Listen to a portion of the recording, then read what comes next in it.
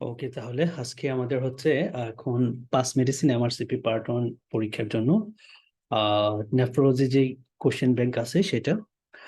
So আজকে হচ্ছে আমাদের ফার্স্ট লেকচার, তাই না, পাস মেডিসিনের নেফ্রোলজির উপরে। হ্যাঁ, আর যেটা আমি বলবো বারবার সেটা হচ্ছে যে আপনারা আহ মানে পাস টেস্ট এবং পাস মেডিসিনের কোশ্চেন সলভ করার আগে অবশ্যই যতবার পসিবল আমার মাগরাবের ক্লাসগুলো শুনে ফেলবেন।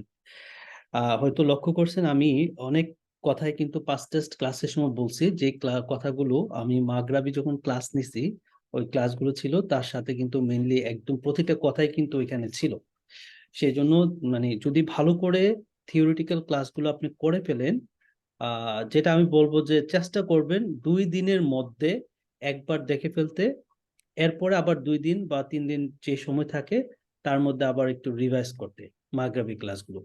তাহলে দেখবেন থিওরিটা যদি আপনার মানে অন দ্য ট্র্যাকে চলে আসে, তাহলে কোশ্চেন সলভ থেকে শুরু করে ইচ এন্ড এভরিথিং কিন্তু মানে ভালো লাগবে আর কি করতে গেলে। আরেকটা হচ্ছে গিয়া যে এই পড়াগুলা মানে রিপিটেশন হবে। যেমন আজকে তো মানে প্রথম পাস টেস্টের ক্লাস হয়েছে এবং পাস মেডিসিনের ওটা প্রথম লেকচার। দেখবেন সেকেন্ড লেকচার থেকে টপিক রিপিটেড হচ্ছে, তখন আপনার কাছে আর একটু নর্মাল মনে হবে আর কি। আজকে একটু মানে প্রথম লেকচার যে কোনো সিস্টেমেরই প্রথম লেকচারটা একটু সময় লাগে। যেমন আজকে আমরা হচ্ছে 60টা করে কোশ্চেন সলভ করব, বাট কালকে আমরা 70 কোশ্চেন সলভ করব, কারণ কালকে একটু আমাদের কাছে টপিক গুলো আরো পরিচিত হবে, ডিসকাশন গুলো যেহেতু আজকে করব। সো ডে বাই ডে একটু ইজি মনে হবে আর কি, ইজি লাগবে। তো কেউ আবার পড়ার সাইজ দেখে ধরন দেখে হতাশ হওয়ার কিছু নেই, লেগে থাকলে ইনশাল্লাহ হয়ে যাবে। সবাই যেহেতু পারে আমিও পারবো আর কি। ওকে, সো এখানে টোটাল কোশ্চেন আছে 228 কোশ্চেন। হ্যাঁ, সো এখানে আর আমি কোনো হোমওয়ার্ক দিব না, জাস্ট আপনাদের কালকে হোমওয়ার্ক হচ্ছে মাত্র ওই পাস টেস্টের 30টা কোশ্চেন, হ্যাঁ, যারা পাস টেস্ট পেঁচে আছেন। আর এখানে 228 কোশ্চেন, এটা আমরা 3 দিনে স্মুথলি শেষ করে ফেলতে পারবো।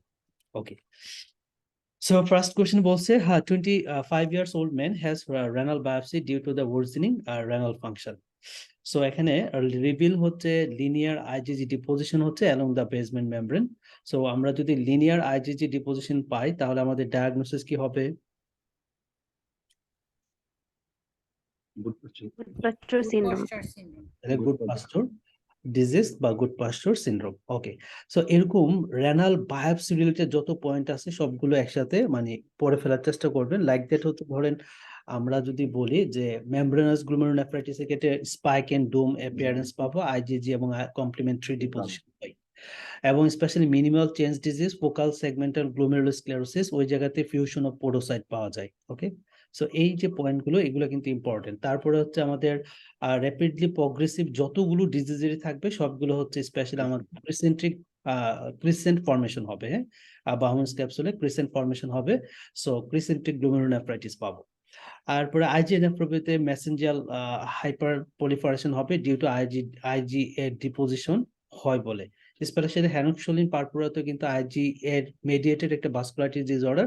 সো ওইখানেও কিন্তু আমরা আইজিএ ডিপোজিশন পাবো, পলিফারেশন পাবো আর কি, লাইক দ্যাট। তাহলে এখানে এটা আমাদের হচ্ছে গুড পাস্টর ডিজিজ বা গুড পাস্টর সিনড্রোম। আর গুড পাস্টর সিনড্রোমটার মেইনলি হচ্ছে অটো ইমিউন একটা ডিসঅর্ডার, ঠিক আছে। এবং এখানে কিন্তু ইএসআর রেস করে না, এটা কিন্তু ভাস্কুলাইটিস ডিসঅর্ডার না। ইএসআরটা কিন্তু নর্মাল থাকবে, বাট পেশেন্টে হেমোপ্টাইসিস হেমাচুরিয়া থাকবে, এবং এখানে যে অ্যান্টিবডি পজিটিভ থাকে এটা হচ্ছে জিবিএম অ্যান্টিবডি পজিটিভ থাকে, এটা ইম্পর্টেন্ট। হ্যাঁ, এবং এখানে এই ম্যানেজমেন্টের ক্ষেত্রে যেই কথাটা খেয়াল রাখতে হবে, ইনিশিয়ালি আমরা কিন্তু যদি পেশেন্টের সিভিয়ার কন্ডিশন হয়, লাইক সিভিয়ার হেমোপ্টাইসিস হয়, সিভিয়ার হেমাচুরিয়া হয়, তখন এই ক্ষেত্রে কিন্তু আমরা ইনিশিয়ালি প্লাজমা এক্সচেঞ্জ প্লাজমা ফেরেসিস করি। এবং এট দ্য সেম টাইম যে কাজটা করতে হয় সেটা হচ্ছে যে আমাদের আইবি মিথাইল প্রেডনিসোলোন এবং সাইক্লোফসফেট দিয়ে ট্রিটমেন্টটা মানে কন্টিনিউ করতে হয় আর কি, শুরু করতে হয়। হ্যাঁ, তো এই কথাটা কিন্তু আমাদের, যেহেতু প্লাজমা ফেরেসিস কেন করবো, কারণ হচ্ছে এটা হচ্ছে অ্যান্টিবডি মেডিয়েটেড ডিসঅর্ডার। এবং এই অ্যান্টিবডিটা গুড পাস্টর যে অ্যান্টিবডি আছে এটা হচ্ছে আমাদের কিডনির যে গ্লোমেরুলার বেসমেন্ট মেমব্রেন আছে ওইখানে টাইপ 4 কোলাজেন থাকে। অ্যালভিউলার যে বেসমেন্ট মেমব্রেন আছে সেখানেও কিন্তু টাইপ 4 কোলাজেন থাকে। ওই টাইপ 4 কোলাজেনের এগেনস্টে তার ক্রস রিঅ্যাকশনটা হয়, যত বেশি বডিতে অ্যান্টিবডি থাকবে তত বেশি কিন্তু ক্রস রিঅ্যাকশন হবে, আলটিমেটলি তত বেশি পরিমাণে কিন্তু হেমোপটাইসিস হেমাচুরিয়া হবে। এই জন্য আমরা র্যাপিডলি তাকে প্লাজমা এক্সচেঞ্জ করে প্লাজমা ফেরেসিস করে বডি থেকে হচ্ছে অ্যান্টিবডি গুলো বের করে ফেলবো, ফলে ক্রস রিঅ্যাকশনটা কম হবে, আলটিমেটলি পেশেন্টের র্যাপিড একটা ইমপ্রুভমেন্ট হবে, হেমোপটাইসিস হেমাচুরিয়াটা হচ্ছে র্যাপিডলি ফল করবে। আর সিমালটেনিয়াসলি আমরা আইবি মিথাইলপ্রেডনিসোলোন এবং সাইক্লোফসফেনটা স্টার্ট করব। আর ইন কেস অফ রিফ্রেক্টরি যদি কোনো কেস থাকে সেক্ষেত্রে হচ্ছে আমরা রিটোক্সিম্যাবটাকে চুজ করে থাকি আর কি দেওয়ার জন্য। Okay, what is the most likely diagnosis? Most likely diagnosis কি হতে পারে? 55 years old male is being evaluated for the persistent proteinuria. 55 persistent proteinuria. He has past medical history of multiple myeloma and has recently relapsed. So undergoes a renal biopsy, right microscopy তে ওরা Congo red স্টেন করছে, Apple green প্রাইরিফিনজেন্স on পোলারাইট লাইটে পাইছে আর কি। Diagnosis কি বলতে পারি আমরা? অ্যামাইলোইডোসিস। Very good. সো এটা হচ্ছে অ্যামাইলোইডোসিস। একটা শব্দ ইম্পর্টেন্ট, তাই না? অ্যাপল গ্রিন পাইরিফিনজেন্স অন পোলারাইট লাইটে আমরা হচ্ছে এটা অ্যামাইলোইডোসিস চিন্তা করব। তবে অ্যামাইলোইডোসিসের প্রেজেন্টেশন বা পরীক্ষায় কোশ্চেন গুলো যেভাবে আসে সেটা হচ্ছে যে আপনার ধরেন কোন একটা ক্রনিক ডিজিজ ওরা দিবে, ঠিক? আমরা হচ্ছে অ্যামাইলোইডোসিস জানি তিন ধরনের থাকে, স্পেশালি এএল টাইপ অ্যামাইলোইডোসিস, এ টাইপ অ্যামাইলোইডোসিস, আর একটা হচ্ছে বিটা 2 মাইক্রোগ্লোবুলিন অ্যামাইলোইডোসিস, তাই না? বিটা 2 মাইক্রোগ্লোবুলিন রিলেটেড করে যে অ্যামাইলোইডোসিসটা হয় সেটা আমরা জানি কোন কন্ডিশনে পাই, মনে আছে? ডায়ালাইসিস। Exactly, right. সো কোনো পেশেন্ট যদি এন্ড স্টেজ রেনাল ফেলিওর থাকে, সে যদি ডায়ালিসিস পায়, সে রিলেটেড করে যদি তার অ্যামাইলোইডোসিস হয়, তাহলে সেটা হচ্ছে বিটা 2 মাইক্রোগ্লোবুলিন ডিপোজিশন হওয়ার পরে। আচ্ছা, কোনো একটা পেশেন্ট যদি ধরেন আমার ইনফ্লামেটরি কন্ডিশন লাইক হচ্ছে রিমাটয়েড আর্থ্রাইটিস, অ্যাসিডি, Sjogren's disease, like that inflammatory condition অথবা ব্রঙ্কিক ডিজিজ, অনেক বছর ধরে তার আছে, তার হচ্ছে নেফ্রোটিক রেঞ্জ প্রোটিনুরিয়া হচ্ছে, সো আমরা চিন্তা করবো এটা অ্যামাইলোইডোসিস। ঠিক আছে, ইনফ্লামেটরি অ্যামাইলোইডোসিস এর টাইপটাকে কি বলা হয়? এ নাকি এ টাইপ? এ টাইপ, ঠিক আছে, এ টাইপ। আচ্ছা, নন ইনফ্লামেটরি কেস লাইক হচ্ছে মাল্টিপল মাইলোমা, ওয়েলডেনস গ্লোবিনুরিয়া, এই ধরনের ক্ষেত্রে আমরা এল টাইপটা পেয়ে থাকি, অর্থাৎ লাইট চেইন ডিপোজিশন হয় গ্লোমেরুলার বেসমেন্ট মেমব্রেনে, ফলে গ্লোমেরুলার বেসমেন্ট মেমব্রেনের ফাংশনটা অল্টার হয়ে যায়, তখন নেফ্রোটিক রেঞ্জ প্রোটিনুরিয়া হিসাবে এরা প্রেজেন্টেশন হয়ে থাকে।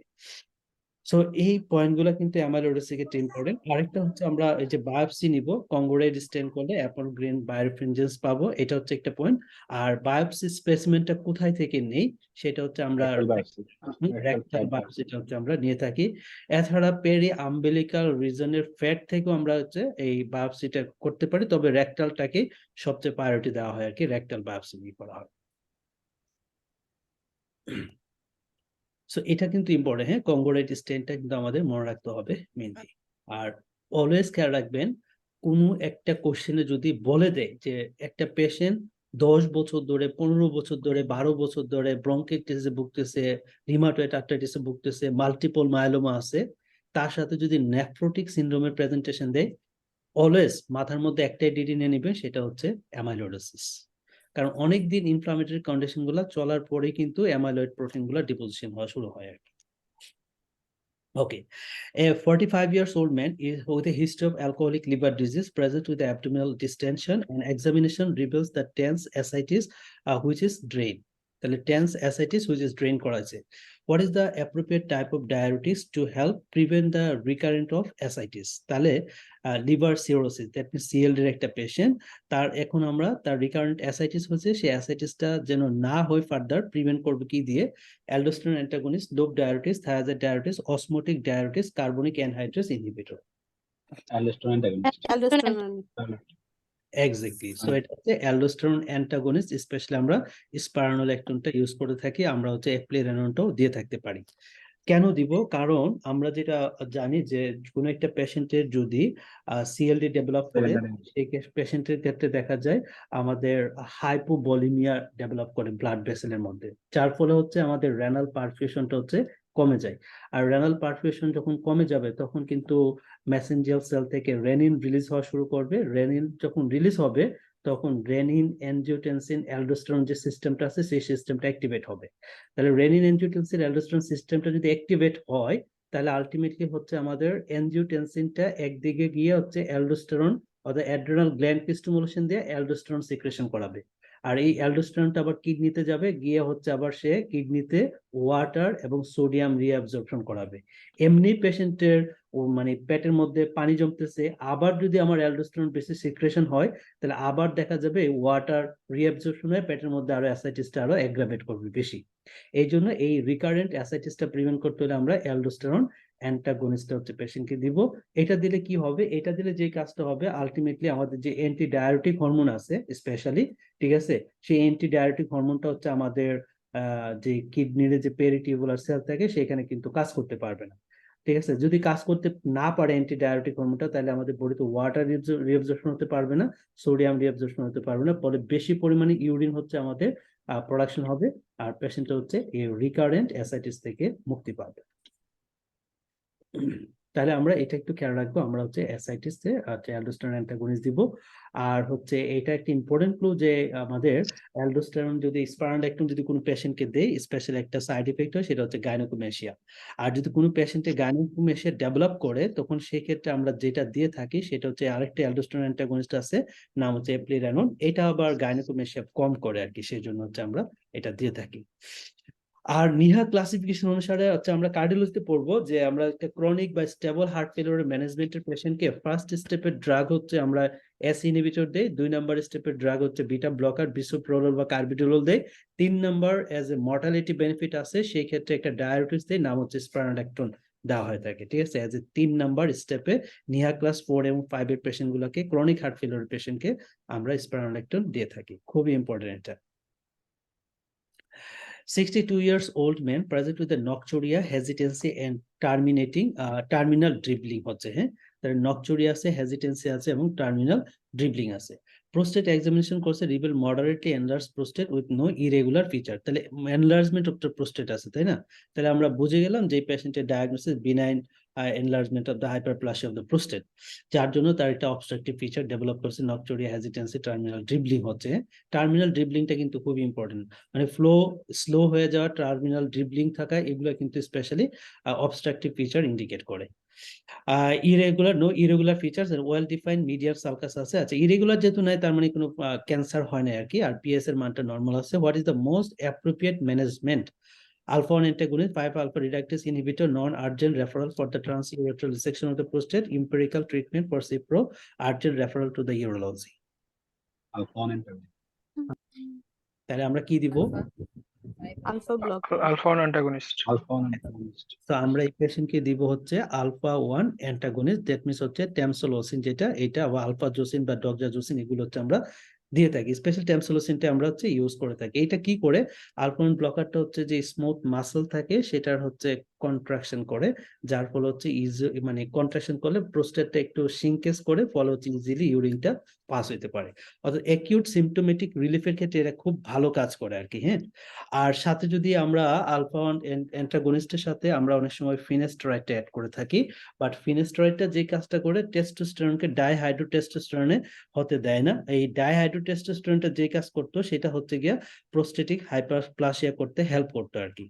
সো এই ফিনেস্টেরয়েডটা কাজ করতে করতে সময় লাগে, ঠিক আছে, অ্যাটলিস্ট 6 মাস সময় লাগে। এই জন্য অ্যাকিউট কন্ডিশনে একটা সিমটোমেটিক রিলিফের জন্য কিন্তু ফিনেস্টেরয়েডটা গুড ড্রাগ না। 6 মাস পরে গিয়া তার ইফেক্টটা বোঝা যাবে আর কি, হ্যাঁ, যে ফিনেস্টেরয়েডটা যদি দেই আজকে দিলে 6 মাস পরে গিয়া তার সিমটোমেটিক ইমপ্রুভমেন্ট করবে। কিন্তু আলফা 1 অ্যান্টাগনিস্ট যেটা, এটা হচ্ছে একদম ইমিডিয়েটলি সিমটম রিলিফ করে দেয়। তাহলে এখানে আমাদের কিছু ফিচারের মধ্যে ম্যানেজমেন্ট পারপাসটা যদি দেখে, আলফা 1 অ্যান্টাগনিস্ট দ্যাট মিন্স ট্যামসোলোসিন বা আলফা জোসিন দিতে পারি। এরা কি করে? Decrease the smooth muscle tone of the prostate এবং ব্লাডার, ওকে।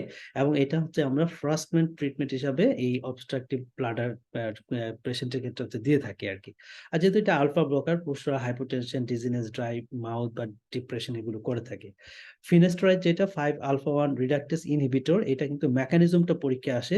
সে কি করে? সে হচ্ছে টেস্টোস্টেরনকে ডাইহাইড্রোটেস্টোস্টেরন হতে দেয় না, ঠিক আছে, টেস্টোস্টেরনকে ডাইহাইড্রোটেস্টোস্টেরন হতে দেয় না। আর এটা সিমটম ইমপ্রুভ করতে অ্যাটলিস্ট তার সময় লাগে হচ্ছে 6 মাস। 6 মাসের আগে তার সিমটম গুলো খুব একটা ইমপ্রুভমেন্ট হয় না। কিন্তু তার কিছু সাইড এফেক্ট আছে ফিনাস্টেরয়েডের, এগুলো পরীক্ষা আসে, ইরেকটাইল ডিসফাংশন করে, লিবিডো রিডিউস করে, ইরেজাকুলেশন প্রবলেম করে এবং গাইনোকোমেশিয়া করে থাকে। A man undergoing the regular peritoneal dialysis present with the non-severe abdominal pain. He reports that his dialysate fluid during the most recent exchange and has also become cloudy. তাহলে dialysis, peritoneal dialysis পাচ্ছে, এখন তার dialysis যে ফ্লুইডটা আছে এটা cloudy হয়ে গেছে। এই ক্লাউডিনেস দেখে টেম্পারেচার যেহেতু বেশি আছে, সো আমি কি চিন্তা করব? Patient, infection. হ্যাঁ, তাহলে ইনফেকশন, এই টার্মটাকে বলা হয় পেরিটোনিয়াল ডায়ালিসিস রিলেটেড পেরিটোনাইটিস, তাই না? পেরিটোনাইট। যেহেতু পেরিটোনিয়াল ডায়ালিসিস সে পাচ্ছে, তাহলে পেরিটোনিয়াল ডায়ালিসিস রিলেটেড পেরিটোনাইটিস। আচ্ছা, এমনি বলেন তো most common organism for peritoneal dialysis related peritonitis নাম কি সেটা? Staphylococcus epidermidis. Exactly, Staphylococcus epidermidis. এটা হচ্ছে যেটা বলা হয় যে স্পেশালি যে কোনো টাইপ ক্যাথেটার, হ্যাঁ, ক্যাথেটার টাইপ যদি কোনো কিছু থাকে, বা প্রস্থেটিক হার্ট বাল্ব বা প্রস্থেটিক কোনো কিছু যদি বডিতে ইনসার্ট করা হয়, স্পেশালি তাদের সাথে প্রস্থেটিক ইকুইপমেন্টের সাথে সে মানে অ্যাটাচড হয়ে থাকতে পারে আর কি, তার একটা অ্যাবিলিটি বেশি, সেই জন্য স্টেফাইলোকক্কাস এপিডার্মাইডিসটা হচ্ছে most common organism in this case. But staph অরিয়াসও থাকে, কিন্তু স্টেফাইলোকক্কাস এপিডার্মাইডিস হচ্ছে মোর কমন। আচ্ছা, on examination he has abdominal rebound tenderness but no guarding and peritonitis is suspected. The samples dialysate fluid are seen. Microbiology for analysis. What organism most commonly? So আমরা already বলে ফেলছি, এটা হচ্ছে Staphylococcus epidermidis টা হচ্ছে most common organism। তাহলে স্টেফাইলোককাস এপিডার্মাইটিস most common, এইগুলো কিন্তু এসবিএ তে আসে, স্পেশালি এফসিপিএস পরীক্ষাতে। আর এটাকে কোয়াগুলেস নেগেটিভ স্টেফাইলোকক্কি বলা হয়, ওয়ান টার্ম, যেটা আমরা জানি যে স্টেফাইলোককাস অরিয়াসটা হচ্ছে কোয়াগুলেস পজিটিভ, আর বাকি যা আছে সবাই হচ্ছে কোয়াগুলেস নেগেটিভ। আচ্ছা, পরের কোশ্চেনটাতে জানতে চাইছে how should this patient renal function be classified. তাহলে রেনাল ফাংশন যে স্টেজিংটা করে সিকিডির ক্ষেত্রে আমরা জিএফআর দিয়ে করি, তাই না? তাহলে এখানে দেখেন জিএফআর এর পরিমাণ হচ্ছে 67। তাহলে এটা কি কোনো সিকিডির পেশেন্ট কিনা আমাকে বলেন তো। জিএফআর তার 67, সো এটা সিকিডির পেশেন্ট, এটা কিন্তু নর্মাল, 60 নিচে আসতে হবে যদি 1 এ আসে আর কি। তাহলে no kidney disease at present আর কি, হ্যাঁ, তার জিএফআর তো বেশ ভালো আছে 67, সো এটা হচ্ছে নর্মাল কিডনি পেশেন্ট। আচ্ছা, পরের কোশ্চেনটা হচ্ছে which mutation is most likely to be cause of this patient presentation। এখানে আমরা যদি একটু চিন্তা করি, দেখেন ইউরিনের অসমোলারিটি কিন্তু 250, দ্যাট মিন্স কমে গেছে।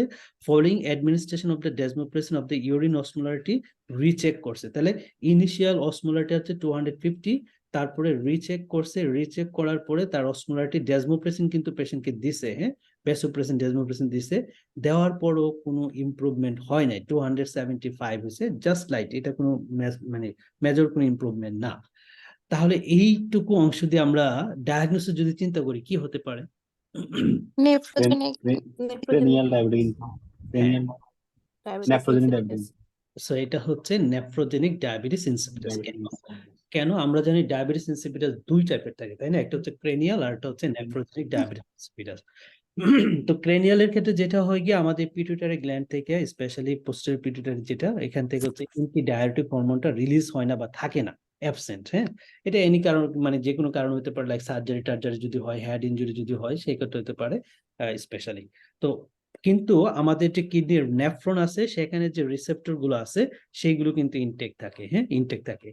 তো কোনো পেশেন্টের ইনিশিয়ালি যদি ইউরিনের অসমোলারিটি কম থাকে, 250 থাকে, তখন আমাদের ডিডি কিন্তু স্পেশালি ডায়াবেটিস ইনসিপিটাস রিলেটেড করে হয় ক্রেনিয়াল হতে পারে বা নেফ্রোজেনিক হতে পারে, হ্যাঁ। তো যদি ডেসমোপ্রেসিন দেওয়ার পরে পেশেন্টের ইউরিনের অসমোলারিটিটা বাড়ে, স্পেশালি 600 এর চেয়ে যদি বেশি হয়, তখন কিন্তু আমরা বলে দিতে পারি যে পেশেন্টের ডায়াবেটিস হচ্ছে ক্রেনিয়াল ডায়াবেটিস ইনসিপিটাস। কারণ কি, আমরা যেহেতু ক্রেনিয়াল ডায়াবেটিস ইনসিপিটাস সমস্যা হচ্ছে তার ডেসমোপ্রেসিন নাই, কিন্তু রিসেপ্টরটা তার ভালো আছে, নেফ্রনের যে রিসেপ্টর সেই রিসেপ্টরটা ভালো আছে, তার মানে ডেসমোপ্রেসিন বাহির থেকে দিলে সেটার ক্ষেত্রে দেখা যায় যে ইউরিনের কনসেন্ট্রেটিং অ্যাবিলিটিটা হচ্ছে বেড়ে যাচ্ছে। আর যদি ডেসমোপ্রেসিন দেওয়ার পরেও তার রেসপন্স না আসে, তার মানে আমাদের যে নেফ্রনের যে আমাদের অ্যান্টি ডায়ারেটিক হরমোন রিলেটেড যে ভ্যাসোপ্রেসিন রিসেপ্টর ছিল বা অ্যাকোয়াপোরিন 2 চ্যানেল থাকে যেগুলোতে হচ্ছে পানি হচ্ছে বডিতে রিঅ্যাবজর্ব হয়, সেই চ্যানেলগুলো মিউটেট হয়ে গেছে অথবা ভ্যাসোপ্রেসর রিসেপ্টর গুলো হচ্ছে মিউটেট হয়ে গেছে। এটাকে বলা হচ্ছে আমাদের নেফ্রোজেনিক ডায়াবেটিস ইনসিপিটাস। সো এই পেশেন্টের ক্ষেত্রে কিন্তু আমরা এটাই পাইলাম যে তাকে ডেজমোপ্রেসিন দিলাম, দেওয়ার পরও তার একটা ইউরিনের অসমোলারিটি খুব একটা বাড়ে নাই। সো এটা হচ্ছে আমাদের nephrogenic diabetes insipidus. So which mutation is the most likely to be the cause of this presentation? Mutation of affecting ADS receptor B2R gene, vasopressor gene, mutation of the aquaporin 2 gene, HFE gene, Wolfram gene, আর হচ্ছে আমাদের mutation affecting the gene which encode for vasopressin gene. Yep. Aquaporin 2. তাহলে no, most common এই দুইটাই হতে পারে, কিন্তু most common B2 receptor সেটা হচ্ছে এডিএস রিসেপ্টর তথা ভ্যাসোপ্রেসিন যে রিসেপ্টরটা থাকে এটা হচ্ছে মোস্ট কমনলি মিউটেট হয়ে থাকে। তাহলে এটা আমরা একটু খেয়াল রাখবো, মোস্ট কমন এফেক্টেড বা মিউটেড রিসেপ্টর হচ্ছে ভ্যাসোপ্রেসিন রিসেপ্টর যেটা এটা, আর লেস কমনলি বাট এটা হচ্ছে স্পেশালি যাদের কনজেনিটাল টাইপ থাকে আর কি, জিনগত মিউটেশন যেটা হয়ে থাকে তাদের ক্ষেত্রে হচ্ছে অ্যাকোয়াপোরিন 2 চ্যানেলের মিউটেশন হয়ে থাকে, এটা হচ্ছে লেস কমন। তাহলে দুইটা কিন্তু এটা পরে অনেক কোশ্চেন আমরা পাবো, অনেক কোশ্চেন আছে পাস মেডিসিনে, সো এই দুইটা একটু খেয়াল রাখবে। তাহলে মোর কমন হচ্ছে ভ্যাসোপ্রেসিন রিসেপ্টর মিউটেট হয়, এফেক্টেড হয়, আর লেস কমনলি হচ্ছে অ্যাকোয়াপোরিন 2 চ্যানেলটা হচ্ছে মিউটেট হয়। সো অ্যাকোয়াপোরিন 2 চ্যানেলের কাজ কি, লাইক যেটা হচ্ছে মেইনলি অ্যান্টি ডায়ারেটিক হরমোনটা যখন ভ্যাসোপ্রেসর রিসেপ্টরে স্টিমুলেশন দেয় তখন হচ্ছে অ্যাকোয়াপোরিন 2 চ্যানেল গুলো হচ্ছে ওপেন হয়। ওপেন হলে এটা কি করে, ওয়াটারকে হচ্ছে রিঅ্যাবজর্ব করে ফিল্টার, অর্থাৎ জিএফআর এর মাধ্যমে যে ফিল্টার ওয়াটারটা মানে নেফ্রনে আছে প্রক্সিমাল কনভলুটেড টিউবুলে, সেটাকে আবার সে এই অ্যাকোয়াপোরিন 2 চ্যানেল দিয়ে বডিতে হচ্ছে রিঅ্যাবজর্পশন করাতে পারে। ঠিক আছে, যদি অ্যাকোয়াপোরিন 2 চ্যানেলটা মিউটেট হয়ে যায় তখন হচ্ছে আর রিঅ্যাবজর্পশন হবে না, ফলে হচ্ছে ইউরিন হচ্ছে বেশি প্রোডাকশন হবে আর কি। এখানে ডায়াবেটিস ইনসিপিটাসের কজ গুলা কিন্তু খুব ইম্পর্টেন্ট, লাইক হচ্ছে cranial diabetes insipidus, idiopathy, post head injury, pituitary surgery, মানে পিটুইটারিতে কোনো একটা গ্যাঞ্জাম হয়ে যাবে আর কি, লাইক দ্যাট এরকম। তারপর হচ্ছে ক্র্যানিওফ্যারেঞ্জিওমা, ইনফিল্ট্রেটিভ হতে পারে হিস্টোসাইটোসিস এক্স, আছে সার্কোডোসিস, আর ডিডমড যেগুলো হচ্ছে আমাদের diabetes insipidus, diabetic mellitus, optic atrophy, ডেফনেস যদি থাকে এটা, আর হচ্ছে হেমোক্রোমাটোসিস। মোস্ট ইম্পর্টেন্ট হচ্ছে আমাদের নেফ্রোজেনিক ডায়াবেটিস ইনসিপিটাস কজগুলো, যেটা সবচেয়ে বেশি পরীক্ষায় অ্যাসোসিয়েশন করায় সেটা হচ্ছে লিথিয়াম। অর্থাৎ বলবে ওরা যে কোনো একটা মোর ডিসঅর্ডারের একটা পেশেন্ট, সে লিথিয়াম নেই, তার হচ্ছে পলিউরিয়া পলিডিপসিয়া আছে, সো আমার ডায়াগনোসিস কিন্তু মাথায় নিয়ে নিতে হবে যে এটা ডায়াগনোসিস হচ্ছে নেফ্রোজেনিক ডায়াবেটিস ইনসিপিটাস। তার সাথে যেটা হচ্ছে কি আমাদের হাইপার ক্যালসিমিয়া করে, হাইপোক্যালিমিয়া হচ্ছে আমাদের নেফ্রোজেনিক ডায়াবেটিস ইনসিপিটাস করে। এছাড়া জিন মিউটেশনে মোর কমন যেটা আমরা জানি ভ্যাসোপ্রেসিন জিন, আর এনকোড করে less commonly aquaporin 2 channel. Which one of the following causes the glomerulonephritis as per the normal complement level? ঠিক আছে, নর্মাল কমপ্লিমেন্ট লেভেল কোনটাতে থাকে বাট গ্লুমেরুলোনেফ্রাইটিস করে থাকে? Post streptococcal mesangio capillary glomerulonephritis, subacute bacterial endocarditis, Goodpasture, SLE. Good posture. তাহলে গুড পাস্চারের সাথে কোনো আমাদের কমপ্লিমেন্টের কোনো হিসাব নিকাশ নাই, সো বাকিগুলোতে কিন্তু কমপ্লিমেন্ট ল হয়। Post streptococcal mesangio capillary bacterial endocarditis, SLE ক্ষেত্রে আমাদের কমপ্লিমেন্ট লেভেল স্পেশালি কমে যায়। আর এসএলই ক্ষেত্রে early marker of disease activity যদি বলে সেই ক্ষেত্রে কিন্তু আমাদের কমপ্লিমেন্ট 4 লেভেলটা কিন্তু ইনিশিয়ালি কমে থাকে। আর মেইনলি আমরা লেট স্টেজ বা ওভারঅল ডিজিজ অ্যাক্টিভিটির জন্য আমরা যেটা দেখে থাকি সেটা হচ্ছে এনটিডিএস ডিএনএ, এনটিডিএস ডিএনএ। যদি কথাটা খেয়াল রাখবেন, early marker of disease activity এই শব্দটা বললে এসএসএল এর ক্ষেত্রে আমরা কমপ্লিমেন্ট 4 লেভেলটা হচ্ছে আমি হাইলাইট করি আর কি। হ্যাঁ, আর যদি বলে যে মানে জাস্ট এমনি সিম্পলি বলে দেয় যে ডিজিজ অ্যাক্টিভিটি, এসএসএল এর ডিজিজ অ্যাক্টিভিটি দেখার জন্য আমরা কোনটা করি, তখন কিন্তু আমার আনসারটা হবে এনটিডিএস ডিএনএ। আর্লি কথাটা ইম্পর্টেন্ট হচ্ছে আপনাকে কমপ্লিমেন্টটা আনসার করতে হবে, এটা বোঝাচ্ছে আর কি। এটা আমরা রিমাটোলজিতে ইনশাআল্লাহ পাবো। So 40 specially nephrology, respiratory, rheumatology তিনটা কিন্তু একটা আরেকটার সাথে একদম ওতপ্রোতভাবে মানে জড়িত আর কি। হ্যাঁ, অনেক কিছুই আমরা নেফ্রোলজিতে আছে যেগুলো রিমাটোলজিতে পাবো, যেগুলো আমরা রেসপিরেটরিতেও পাবো। 47 years old woman present with a loin pain, hematuria and urine dipstick বলছে, ব্লাড হচ্ছে 4+ আর নাইট্রেটস হচ্ছে পজিটিভ আছে, লিউকোসাইটো 3+, আর প্রোটিন আছে হচ্ছে তার 2+। সো ইউরিন কালচারে প্রোটিয়াস ইনফেকশন পাইছে। তাহলে প্রোটিয়াস ইনফেকশন পাইলে কোন স্টোনটা হবে? Calcium ভাই। oxalate. Stroke. Stroke. Stroke ভাই। রাইট, স্ট্রোবাইট টা হচ্ছে পাবো। সো স্টোনের ক্ষেত্রে স্পেশালি খুব কমন স্টোন যেটা ফর্মেশন করে সেটা হচ্ছে ক্যালসিয়াম অক্সালেট স্টোন। এটা হচ্ছে 40% কেসে আমরা পেয়ে থাকি। Which one of the following statement is true regarding autosomal recessive polycystic kidney disease? Onset is typically in the third decade. না, খুব early age হয়. Liver involvement is rare due to defect in the chromosome 16. More common in the autosomal dominant polycystic kidney disease may be diagnosed with prenatal ultrasound. Yep. Prenatal ultrasound. So একদম early স্টেজে মায়ের গর্ভেই কিন্তু এগুলো manifestation হয়ে যায় ডিজিজের। So prenatal ultrasound করে আমরা লক্ষ্য করে থাকি। আর এটা হচ্ছে ক্রোমোসোম নাম্বার স্পেশালি 6 নট 16। হ্যাঁ, ক্রোমোসোম নাম্বার হচ্ছে 6। এটা মাল্টিপল বায়োপসিটা একটু খেয়াল রাখবেন, কিন্তু multiple cylindrical ration at the right angle of the cortical surface, মানে একদম 90 ডিগ্রিতে থাকে আর কি সব। Given the likely diagnosis, which gene is most likely to be muted? Which gene is most likely to be muted? Okay. 7-year-old boy present with the polyuria polydipsia. He is usually fit and well and takes no regular medication. Blood sugar 5.1 ভালো আছে, sodium potassium ভালোই আছে, calcium 2.3, calcium 2.3, okay. আর thyroid ফাংশনের যে 1, আর urine dipstick normal, water deprivation test is pending. আচ্ছা, তাহলে মেইনলি কমপ্লেন হচ্ছে তার পলিউরিয়া পলিডিপসিয়া, রাইট? বয়সটা হচ্ছে কম, তার মানে এটা কিন্তু অ্যাকোয়ার্ড না, মানে কনজেনিটাল টাইপ সামথিং কিছু হবে। তাহলে গিভেন দ্য লাইকলি ডায়াগনোসিস, আমরা ডায়াগনোসিস কি বলতে পারি?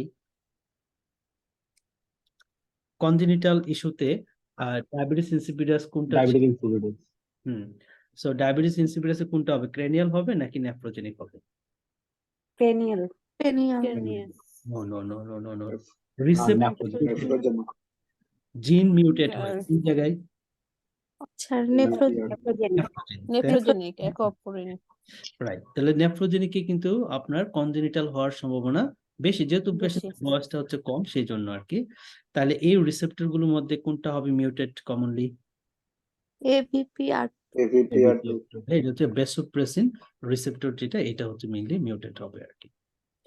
দ্যাট মিনস এটাই nephrogenic diabetes insipidus cause by genetic mutation হয়, দ্যাট মিনস কনজেনিটাল হতে পারে, বেসোপ্রেসিন রিসেপ্টর অথবা অ্যাকুয়াপোরিন 2 চ্যানেল মিউটেট হতে পারে।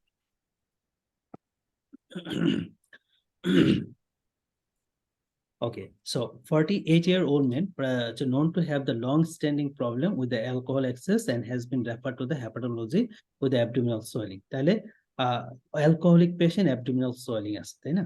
So এটা liver cirrhosis হয়েছে, সেখান থেকে ascites হয়েছে আর কি। His diagnosis was having the decompensated alcoholic liver disease or বলে দিছে with ascites. The consultant started him on the spironolactone to help with the management of his ascites. What is the mechanism of action of these drugs? এটা আপনারাই বলেন just কোনটা হতে পারে। Inhibition of epithelial Inhibition sodium of- channel in the distal convoluted tubule. Inhibition of mineralocortical Mineralocortical in receptor. the cortical Cortical collecting collecting duct. Exactly, so এটা আমরা জানি যে অ্যালডোস্টেরন অ্যান্টাগনিস্ট, তাই না? স্পাইরোলেকটনটা তাহলে হচ্ছে মিনারেলোকর্টিকয়েড হরমোন, দ্যাট মিনস হচ্ছে aldosterone. হ্যাঁ, অ্যালডোস্টেরনকে সে কাজ করতে দিবে না, সো ইনহিবিটেড করবে আর কি অ্যালডোস্টেরন।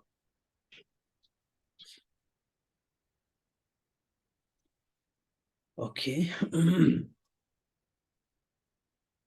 আচ্ছা, পরের কোশ্চেন বলছে 38-year-old male is concerned as he has been passing very small amount of concentrate urine over the past few days despite drinking liter of water.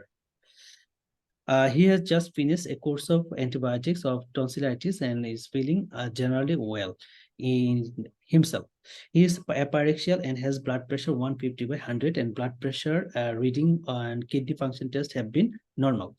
এদিকে আমরা যেটা পাইলাম সেটা হচ্ছে যে 1+ হচ্ছে প্রোটিন, 3+ ব্লাড আছে, নাইট্রেট নেগেটিভ। তাহলে দেখেন এখানে মেইনলি সে যেটা কাহিনী যেটা হয়েছে সেটা হচ্ছে যে টনসিলাইটিস ডেভেলপ করছে, এখানে একটা অ্যান্টিবায়োটিক ইউজ করছে কিন্তু। হ্যাঁ, এখন করার পরে যেটা হচ্ছে রেনাল ফাংশনটা তার খারাপ হয়ে গেল, প্রোটিন আছে, ব্লাড আছে, সাথে হচ্ছে ক্রিয়েটিন লেভেলও বেড়ে গেছে। এখন what is the most likely diagnosis? Renovascular disease, interstitial nephritis, acute tubular necrosis, nephrotic syndrome, nephritic syndrome. Nephritic syndrome. Interstitial nephritis. আচ্ছা, ইন্টারস্টিশিয়াল নেফ্রাইটিস এখানে দেখেন ইন্টারস্টিশিয়াল নেফ্রাইটিসে আপনি 3+ ব্লাড কখনোই পাবেন না। হ্যাঁ, 3+ কখনোই ব্লাড পাওয়া যাবে না। এবং ইন্টারস্টিশিয়াল নেফ্রাইটিস, হ্যাঁ, পেনিসিলিন ইউজ করছে যদি করে তাহলে হতে পারে, কিন্তু এই ক্ষেত্রে আরো কিছু শর্ত আমাদের আসবে। একটা হচ্ছে ইসোনোফিল কাউন্টটা কিন্তু বাড়তে হবে, অথবা ইসোনোফিল ইউরিয়া হতে হবে, তাই না? কিন্তু ওরা এই কথা কিন্তু ওরা দেয় নাই। তাহলে ওরা দিছে কি, একটা টনসিলাইটিসের কথা দিছে, তার মানে হচ্ছে আপার রেসপিরেটরি ইনফেকশনের একটা হিস্ট্রি কিন্তু ওরা দিয়ে দিছে। তার সাথে একদম ফ্র্যাঙ্ক হেমাচুরিয়া, তাই না, 3+ যেহেতু। হ্যাঁ, সো এই কথাগুলো কিন্তু আমাদের স্পেশালি নেফ্রাইটিকের সাথে। নেফ্রাইটিক সিনড্রোমে এবং আরো দেখেন যে হাইপারটেনশন কিন্তু নেফ্রাইটিকের সাথে কিন্তু হয়ে থাকে নেফ্রোটিকের তুলনায় আর কি। হ্যাঁ, হাইপারটেনশনটা বেশি নেফ্রাইটিকের ক্ষেত্রে পাওয়া যায়। সো ওভারঅল সবগুলো পয়েন্ট দেখলে আমরা এই নেফ্রাইটিক সিনড্রোমে বলতে পারি।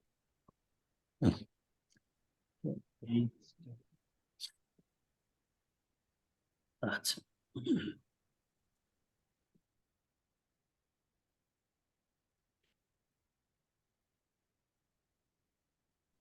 ওকে, সো নেক্সট কোয়েশ্চেন হচ্ছে আমাদের, what is the likely cause of his right upper arm pain? এখানে you are called to see the 54-year-old man due to sudden onset right arm pain with a renal ward. The patient reported the pain came on his right arm about the matter of minutes, and whilst he was resting in the bed. There is no apparent history of traumatic injury, and he has been recently admitted development of the significant edema throughout the body, including periorbital edema তার চলে আসছে। এখন on examination right arm হচ্ছে pale আছে, cold in touch, capillary refill time হচ্ছে তার 6 seconds, তার মানে হাইপোপারফিউশন হচ্ছে এখানে, no palpable radial pulse. However his brachial pulse is intact. He is currently having daily blood test and monitoring of the renal function. Urine dipstick করছে এবং দেখছে যে হেভি প্রোটিনিউরিয়া, মানে nephrotic range proteinuria. He was further investigated, 24 hours of urine collection just been reported, proteinuria 6.2. What is the likely cause of his right arm pain? Antithrombin 3 deficiency, factor 5 lead-in, mortality hospital, omission of prophylactic low molecular weight heparin, protein S deficiency. Yeah. Antithrombin 3 deficiency. Antithrombin 3 deficiency. Antithrombin 3 deficiency. Exactly, very good. So পেশেন্টটা হচ্ছে নেফ্রোটিক সিনড্রোমের patient. আমরা জানি nephrotic সিনড্রোমের পেশেন্টে যেটা হয়, natural anticoagulant গুলো হচ্ছে ইউরিনের সাথে বের হয়ে যায়, প্রোটিন অ্যান্টিথ্রম্বিন 3। তো এই ন্যাচারাল অ্যান্টিকোয়াগুলেন্ট গুলো যদি বের হয়ে যায় তাহলে বডিতে একটা থ্রম্বোটিক স্টেট হয় এবং এই থ্রম্বোসিস হয়, যার ফলে থ্রম্বোসিস হয়ে তার হচ্ছে স্পেশালি আমাদের ডান দিকে যে ভেইন থাকে সেটাই কিন্তু অপলোড করেছে, আসলে আর্টারি থাকে সেটাই কিন্তু অপলোড করে দিছে। তো যার জন্য হচ্ছে কি আমাদের রাইট আর্মে পেইন হচ্ছে এবং হচ্ছে এখানে পালস টালস পার মানে ক্যাপিলারি রিপিল টিপিল পেল টিল হয়ে যেতেছে, তাই না? তার মানে ওই জায়গাতে একটা থ্রম্বাস ফর্মেশন হয়েছে। তাহলে এটা হয়েছে কেন? অ্যান্টিথ্রম্বিন 3 ডেফিসিয়েন্সির জন্য।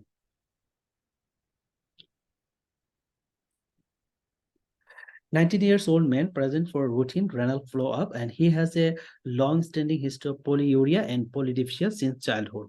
So, and regular repeated testing, and এখানে গেছে heart rate হচ্ছে 108, blood pressure okay, capillary refill হচ্ছে more than the time হচ্ছে 3 seconds. He is asked to perform another water deprivation test. After this, his urine osmolarity low. তাহলে water deprivation করার পরে urine osmolarity low. Then he is given desmopressin after the urine osmolarity still remain low. Diagnosis কি হবে? Nephrogenic diabetes insipidus. Diabetes insipidus. Exactly, very good. So তাহলে দেখেন প্রথম মানে urine ডেপ্রাইভেশন মানে পানি খাওয়া বন্ধ করছে, তারপরে দেখে ওয়াটার মানে ইউরিন অসমোলারিটি লো, ডেজমোপ্রেসিন দিয়েছে তাও কোনো রেসপন্স হয় নাই, ইউরিন অসমোলারিটি লো। হ্যাঁ, তাহলে এটাও ডেফিনেটলি আমাদের এটা হচ্ছে নেফ্রোজেনিক ডায়াবেটিস ইনসিপিটাস। আচ্ছা, যদি ডেজমোপ্রেসিন দেওয়ার পরে অসমোলারিটি বাড়তো তখন আমাদের ডিডি কি হতো? Cranial diabetes insipidus. তখন আমাদের ডায়াগনোস হতো ক্রেনিয়াল ডায়াবেটিস ইনসিপিটাস, কারণ ক্রেনিয়াল ডায়াবেটিস ইনসিপিটাসের পেশেন্টে তাদের এই ডেজমোপ্রেসিনটা থাকে না, বাট তাদের রিসেপ্টর, কিডনি যে নেফ্রনের যে রিসেপ্টর আছে সেটা কিন্তু আবার ভালো থাকে আর কি, সেটা কাজ করতে পারে। এবং এই ডেজমোপ্রেসিনটা হচ্ছে ইন্ট্রানেজাল দেওয়া হয়। হ্যাঁ, ইন্ট্রানেজাল। 62 years old man with the CKD and secondary to the diabetes mellitus a review. When assessing him the estimated EGFR, which one of the following variable is not required as by the modification diet? তাহলে EGFR মেজারমেন্টে কোনটা আমরা use করি না? Age, সেরাম creatinine, ইথনিসিটি, gender, সেরাম urea. Serum urea. Urea. হ্যাঁ, তাহলে cage আমরা বলি আর কি, তাই না? তার মধ্যে হচ্ছে কিন্তু ইউরিয়াটা কিন্তু ছিল না। তাহলে কেজের সিধা হচ্ছে ক্রিয়েটিনিন, এজ, জেন্ডার, ইথনিসিটি, এই ভেরিয়েবল গুলা ইউজ করা হয়ে থাকে। 13 years old girl developed purpura on her lower limbs and buttocks associated with the microscopic hematuria. হ্যাঁ, এই যে পাটক এবং লোয়ার লিম্বের দিকে একটা পারপুরা আছে, পালপেবল পারপুরিক রেশ আছে, এটা ডিডি আমরা কি বলতে পারি? Ciliational purpura. Henocational purpura. এটা হচ্ছে হ্যানক্সলিন পারপুরা। এটা কিন্তু খুব ইম্পর্টেন্ট একটা ক্লু। বাটকের র্যাশ এবং এক্সটেন্সর সারফেস, স্পেশালি আমাদের হ্যান্ডের এক্সটেন্সর সারফেস এবং পায়ের হচ্ছে এক্সটেন্সর সারফেসে পালপেবল পারপুরিক র্যাশ হবে। আর লার্জ জয়েন্ট গুলাকে মেইনলি ইনভলভ করে, স্পেশালি নি জয়েন্ট, হিপ জয়েন্ট, হ্যাঁ, বা রিস্ট জয়েন্ট, এইগুলোকে ধরে, লার্জ জয়েন্ট গুলাকে ধরে মেইনলি। আর অ্যাবডোমিনাল পেইনও থাকে ডিউ টু মেসেন্টারিক ভাস্কুলাইটিস এর জন্য এই পেইন গুলা হয়ে থাকে আর কি। হ্যাঁ, সো হ্যানক্সলিন পারপুরা। আচ্ছা, মাইক্রোস্কোপিক হ্যামাচুরিয়া ডায়াগনোস আমরা বলে দিছি অলরেডি, হ্যানক্সলিন পারপুরা। হ্যাঁ, her urea and electrolytes show mild or renal impairment that is still present 4 weeks later, although she doesn't require any specific therapy. What is the most likely renal outcome? কি হবে renal outcome? Renal recovery. Full renal recovery. তাহলে ফুল renal recovery হয়ে যায়। এদের just হচ্ছে supportive treatment দিতে হয়। এই কোশ্চেনটা অনেকবার আসছে। হ্যাঁ, ফুল রেনাল রিকভারি হয়ে থাকে, এদের রেনাল কোনো ইম্পেয়ারমেন্ট থাকে না। Which one of the following statements regarding the minimal change glomerulonephritis is incorrect? Minimal change glomerulonephritis is incorrect. Has a good prognosis. Majority case are steroid responsive. Is a common cause of nephrotic syndrome. A hypertension found approximately 25% case and hematuria is rare. কোনটা হবে? Steroid responsive. Hematuria is rare. Hematuria rare, এটাও correct. হেমাচুরিয়ার মোর commonly থাকে নেফ্রাইটিকে, তাই না? So hypertension তো সাধারণত minimal চেঞ্জে হয় না। হাইপারটেনশন গুলো হয় নেফ্রাইটিক যে কেসগুলো, যেখানে হেমাচুরিয়া হাইপারটেনশনটা হচ্ছে মোর প্রমিনেন্ট থাকে আর কি। আর নেফ্রাইটিকে কিন্তু হাইপারটেনশন ইউজুয়ালি হয় না আর কি। তাহলে হাইপারটেনশন এটা সাধারণত মিনিমাল চেঞ্জের সাথে থাকে না।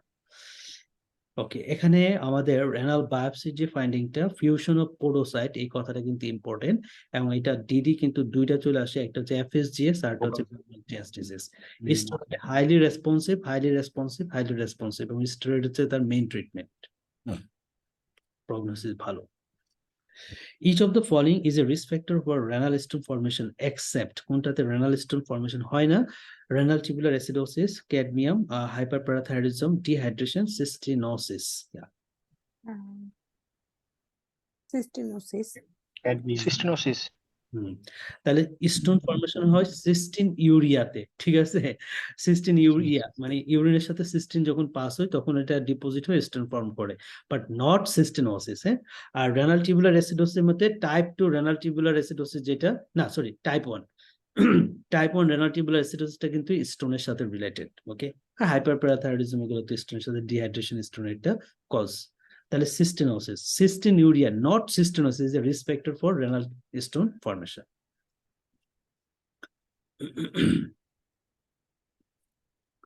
Which of the following the biopsy findings is most likely? Okay, so 58-year-old woman present to the emergency department with hematuria and oliguria. She has a history of sinusitis over the past few months and with the associated hemorrhagic discharge. Okay, তাহলে sinusitis, তাহলে এদিকে আবার hemorrhagic discharge, hematuria আছে। হ্যাঁ, এমনি বলেন না ডায়াগনোসটা কি হতে পারে? GPA. হ্যাঁ, তাহলে এটা জিপিএ হওয়ার পসিবিলিটি খুবই বেশি, তাই না? হেমোপ্টাইসিস, হেমাচুরিয়া, সাথে হচ্ছে সাইনোসাইটিস। আচ্ছা, examination reveal the hypertension urine analysis demonstrate the proteinuria, haematuria, বা এখানে কিছু টেস্ট করছে, সেখানে সোডিয়াম, পটাশিয়াম, ইউরিয়াটা হচ্ছে বেড়ে গেছে, ক্রিয়েটিনিন বেশি, আর সিয়াঙ্কা হচ্ছে পজিটিভ, সো জিপি। হ্যাঁ, তাহলে এখন the patient refer to the renal team perform biopsy as part of their workup, so which of the following biopsy find is most likely. Okay, GPA তে আমরা কোনটা পেতে পারি বায়োপসি? হঠাৎ করে ক্রিয়েটিনিন কিন্তু অনেক বেশি, তার 376। তাহলে এখন হচ্ছে পেশেন্টের র্যাপিডলি প্রোগ্রেসিভ গ্লোমেরুলারনেফ্রাইটিস হয়ে গেছে। হ্যাঁ, বাট পেশেন্টটা হচ্ছে জিপিএর, কিন্তু তার রেনাল ফাংশনটা যেহেতু খারাপ হয়ে গেছে, ক্রিয়েটিনিন যেহেতু বেশি দিয়ে দিছে, তাহলে এখন আমরা বলতে পারি র্যাপিডলি প্রোগ্রেসিভ তথা গ্লোমেরুলার ক্রিসেন্ট ফর্মেশন হয়ে গেছে আর কি। হ্যাঁ, তাহলে ক্রিসেন্টিক গ্লোমেরুলারনেফ্রাইটিস অথবা র্যাপিডলি প্রোগ্রেসিভ গ্লোমেরুলারনেফ্রাইটিস আমরা বলতে পারি। সো এই স্টেজে হচ্ছে আমাদের ট্রিটমেন্ট থাকে আইবি মিথাইলপ্রেডনিসোলোন প্লাস হচ্ছে সাইক্লোফসফামাইড।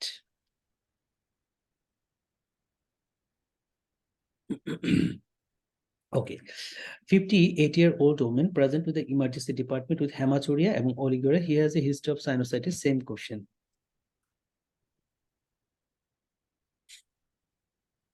Okay, fine.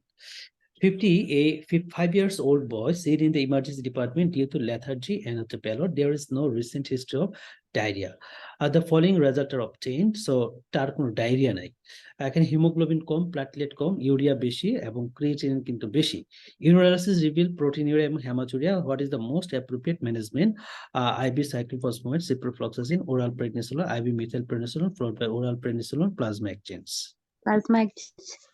ওকে, ডায়াগনোসিস কি বলবেন এটার? HUS. Hemolytic uremic syndrome. Exactly, very good. So এটা হচ্ছে হেমোলাইটিক ইউরেমিক সিনড্রোম। পেশেন্টের দেখে নো হিস্ট্রি অফ ডায়রিয়া, ঠিক আছে। ডায়রিয়া যদি না থাকে তাহলে সেটা হচ্ছে অ্যাটিপিক্যাল হাস। ওকে, অ্যাটিপিক্যাল হাস মানে আপনাকে এটা ধরে নিতে হবে, মানে তার ক্ষেত্রে হচ্ছে সিভিয়ার কন্ডিশন আর কি, সিভিয়ার হাস।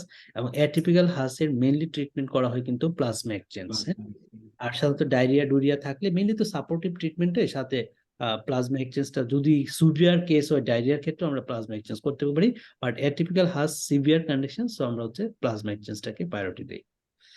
এখানে ট্রিটমেন্টটা কিন্তু হাসের ক্ষেত্রে হচ্ছে এখানে অ্যাজ এ স্পেশালি তো সাপোর্টিভ ট্রিটমেন্ট গুলো দেয়, ফ্লুইড ব্লাড ফ্লাড এগুলো ডায়ালিসিস লাগে, কোনো অ্যান্টিবায়োটিক কিন্তু এখানে দেওয়া হয় না। হ্যাঁ, আচ্ছা, indication of the plasma exchange আর কমপ্লিকেটেড যদি হাস হয় সেক্ষেত্রে হচ্ছে আমরা প্লাজমা এক্সচেঞ্জটা দিই। কখন কমপ্লিকেটেড বলবো?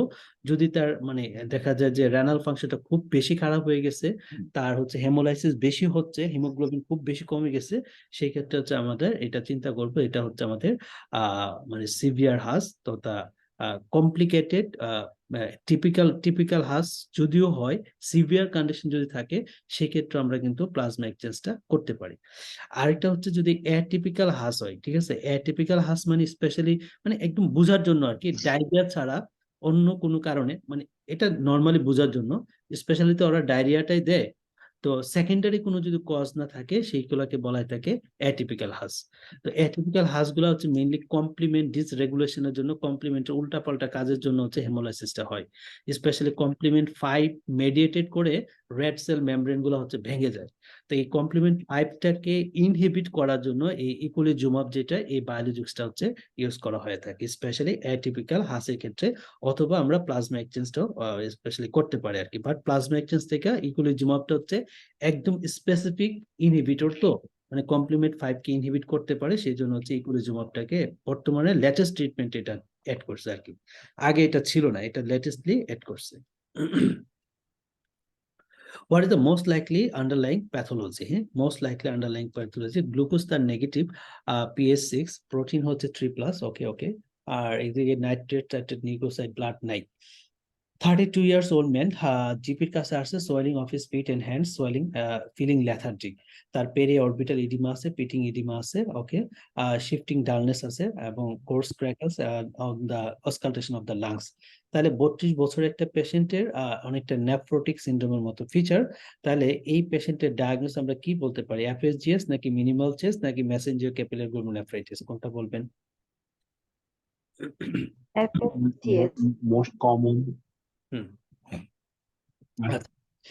membranous আচ্ছা, বয়সটা যদিও একটু বেশি দিয়ে ফেলছে। এখন এফএসজিএস এর ক্ষেত্রে কজ থাকবে, ঠিক আছে, ইডিওপ্যাথিক হতে পারে, বাট কজ থাকতে হবে। এই ধরনের কিছু ওরা বলে নাই, ঠিক আছে, এটা হচ্ছে একটা পয়েন্ট। আর আরেকটা হচ্ছে যে বয়সটা ইউজুয়ালি 20-এর নিচে বা 20-22-এর মধ্যে দেয়, সেক্ষেত্রে হচ্ছে মিনিমালটা হচ্ছে যায়। যেহেতু কোনো এটিওলজি নাই, ঠিক আছে, এটিওলজি নাই, আমরা ইডিওপ্যাথিক মেমব্রেনাস গ্লোমেরুলোনেফ্রাইটিস বলতে পারতাম, কিন্তু সেটা ওরা দেয় নাই। তো এই হিসাবে আমরা মানে এজ এ ডায়াগনোসিসে আমরা মিনিমাল চেঞ্জ যেটা এটাকে হচ্ছে রাখতে পারি আর কি। যদিও বয়সটা তার 32, কিন্তু এটা ছাড়া বাকিগুলো আসলে খুব একটা ম্যাচ হয় না। Lack of blood in the urine indicate that purely nephrotic syndrome. The patient age most likely causes the nephrotic syndrome. Focal segment, oh sorry, ওরা focal segmentally দিছে। Focal segmental membranous glomerulonephritis accounting approximately third case of each. Minimal change would have been the most likely differential nephrotic syndrome where patient as a child. ঠিক আছে, ওরা তাহলে ওদেরটাই ঠিক আছে। Focal সেগমেন্টালটাই idiopathic এর কারণে কিন্তু ফোকাল সেগমেন্টাল হয়, সেটা ইডিওপ্যাথিক কজই হয়েছে আর কি, বয়সটা যেহেতু বেশি আছে। আর বাচ্চাদের ক্ষেত্রে আমরা মিনিমাল চেঞ্জেসটা হচ্ছে অ্যাকচুয়ালি ধরে থাকি। ওকে। 23 number question. 56 years old man presented to the emergency department with 1 week history of worsening abdominal pain and nausea এবং সাথে হচ্ছে ডায়রিয়া আছে এক সপ্তাহ ধরে। He has a background of end stage renal failure and receiving peritoneal dialysis. He is reviewed by the medical registrar on call and has standard abdomen and regarding throughout the examination.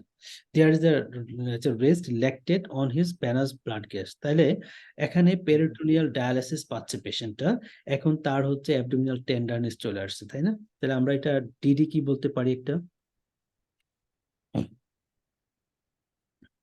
যেহেতু dialysis পায় সেহেতু আমরা peritoneal dialysis এটাই বলবো, ঠিক আছে। আর spontaneous bacterial peritonitis শব্দটা আমরা ইউজ করব হচ্ছে যদি লিভার সিরোসিসের পেশেন্টের অ্যাসাইটিস হয়, তাদের ক্ষেত্রে যদি ইনফেকশন হয় সেই ক্ষেত্রে, হ্যাঁ। আর যেহেতু সে পেরিটোনিয়াল ডায়ালিসিস পাচ্ছে, অবশ্যই ডায়াগনোস হচ্ছে পেরিটোনিয়াল ডায়ালিসিস রিলেটেড পেরিটোনাইটিস বলতে হবে আর কি। এখন ওনারা যেটা জানতে চাইছে most common organism, positive organism, Coagulous negative. হ্যাঁ। সো এইটা আমরা একটু আগে সলভ করছিলাম, কোয়াগুলাস নেগেটিভ স্টেফাইলোকক্কাস, দ্যাট মিন্স হচ্ছে স্টেফাইলোকক্কাস এপিডার্মাইটিস, যেটা এটা হচ্ছে most common organism. Okay, fine. Why do patients in CKD have raised phosphate level, decreased renal excretion, increased gut absorption, hypervitaminosis D, primary hyperparathyroidism, decreased 25 alpha hydroxylation of vitamin D? Yeah. Renal excretion. Vitamin D. Right. So decrease renal excretion হবে, সিকিডির কারণে হচ্ছে vitamin specially ফসফেটটা body থেকে বের হতে পারে না, যার জন্য হচ্ছে ফসফেটটা হচ্ছে বডিতে বেড়ে যায়। আর প্যারাথাইরয়েড হরমোনের কিন্তু কাজ হচ্ছে, একটি স্পেশাল কাজ হচ্ছে তার ফসফেটটাকে ঘাড়ে ধরে কিডনিতে বের করে দেওয়া, ঠিক আছে, মেইনলি। ওকে, এটা একটু খেয়াল রাখবেন। ব্রাউন টিউমার সেকেন্ডারি হাইপারপ্যারাথাইরয়েডিজমের পেশেন্টের ক্ষেত্রে পাওয়া যায়। এমআরসিপি পার্ট 2 পরীক্ষা একদম এই ছবিটাই পরীক্ষা দিয়ে দেয় আর কি, এই ছবিটাই দিয়ে দেয়। সো এই ছবিটা দেখা মাত্রই চিন্তা করবেন এটা, হ্যাঁ এটা ব্রাউন টিউমার। এটা কখন হয়? সেকেন্ডারি হাইপারপ্যারাথাইরয়েডিজমের ক্ষেত্রে।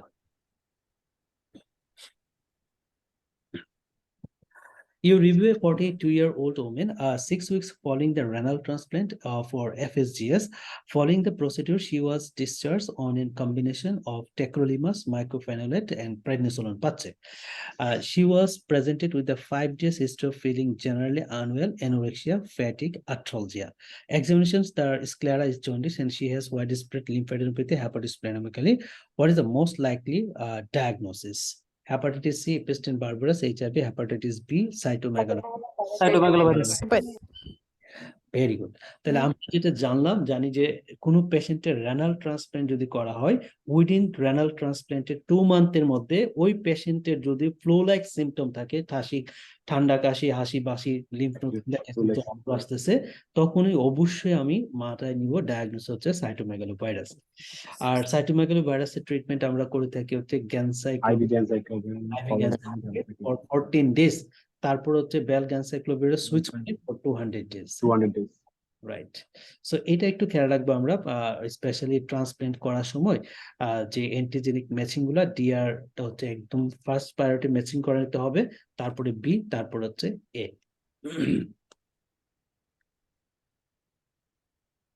ওকে, সো পরের কোশ্চেনটা হচ্ছে 77 years old woman on your ward has CKD.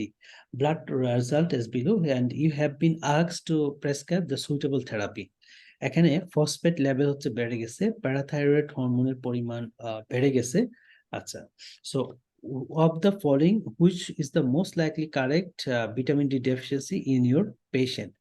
সেন্ডোকে, তারপর calcium carbonate, phosphate Sandoz and thiamine, alpha ক্যালসিডল।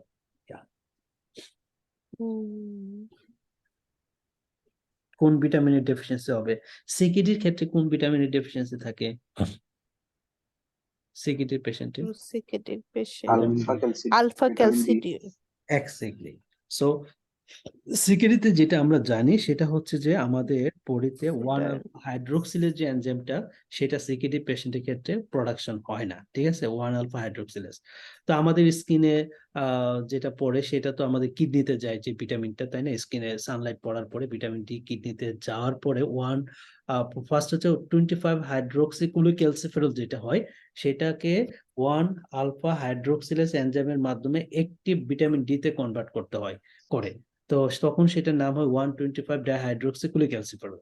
তো সেই যে কনভার্সন 25 ডাইহাইড্রোক্সিক্লোক্যালসিফেরল থেকে 125 ডাইহাইড্রোক্সিক্লোক্যালসিফেরল হওয়া, এটা হচ্ছে ওয়ান আলফা হাইড্রোক্সিলেজ করে থাকে।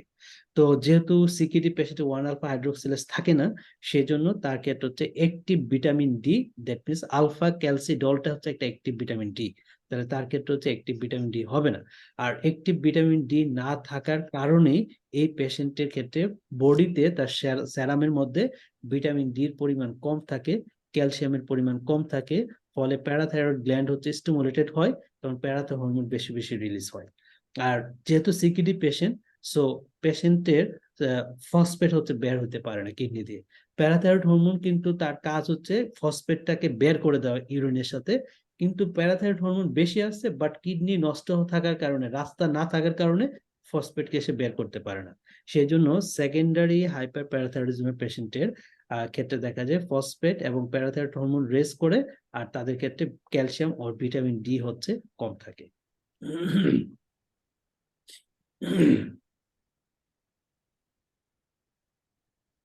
Okay, so next question আমাদের 19 years old patient present with a GP with a non-specific malaise and their past medical history include হচ্ছে bilateral mild sensory neural deafness, loss and recurrent hematuria during the childhood and infection and fever.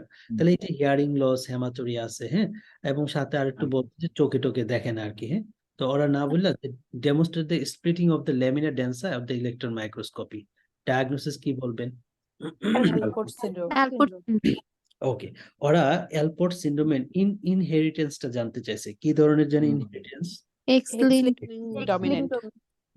তাহলে এটা হচ্ছে x link dominant, mainly x link dominant 85% কেসে, আর 15% কেসে দেখা যায় x link recessive হিসাবেও এরা প্রেজেন্ট করে থাকে আর কি। এটা কিন্তু খেয়াল রাখবেন, হ্যাঁ, স্প্লিটিং অফ দ্য ল্যামিনা ডেন্সা, হ্যাঁ, এরপরে যেরকম একটা আকৃতি ধারণ করে সেটাকে বলে বাস্কেট ওয়েব অ্যাপিয়ারেন্স। একটু গুগলে সার্চ দিলে আপনারা এই ছবিগুলো পেয়ে যাবেন, যদি দেখতে চান দেখে ফেলবেন, যদি সময় তো আছেই দেখে ফেলবেন, তাহলে পার্ট 2 তেও কিন্তু এগুলো কাজে লাগবে আর কি। মোস্ট লাইকলি ডায়াগনোসিস জানতে চাইছে কি হতে পারে। ওকে, so 19 years old একটা patient, sudden onset pallor এবং malaise and he has no medical history and no regular medication. You report no diarrhea, nausea or nor vomiting. Physical examination normal except pallor and heart rate 86, BP 155/96, respiratory rate 18, temperature 37.2. Hemoglobin কমে গেছে, platelet কমে গেছে, WBC ভালো আছে, bilirubin বেড়ে গেছে, ALP ভালো আছে, ALTও ভালো আছে, দ্যাট ইজ লিভার ইনভলভমেন্ট হয় নাই, কিন্তু বিলিরুবিন বাড়ছে, ইউরিয়া বাড়ছে, ক্রিয়েটিনও বাড়ছে, রেনাল ইনভলভমেন্ট আছে। প্রথম দিন অ্যাপিটিটি, ফিব্রিনোজেন, ডি ডাইমার ভালো আছে, Coombs test negative, blood film, schistocyte, thrombocytopenia পাইছে। এমনি বলেন ডায়াগনোসিস কি? তাহলে এটা হচ্ছে হেমোলাইটিক ইউরেমিক সিনড্রোম। ওকে, তাহলে রাইট, তাহলে এটা টিপিক্যাল নাকি অ্যাটিপিক্যাল হবে?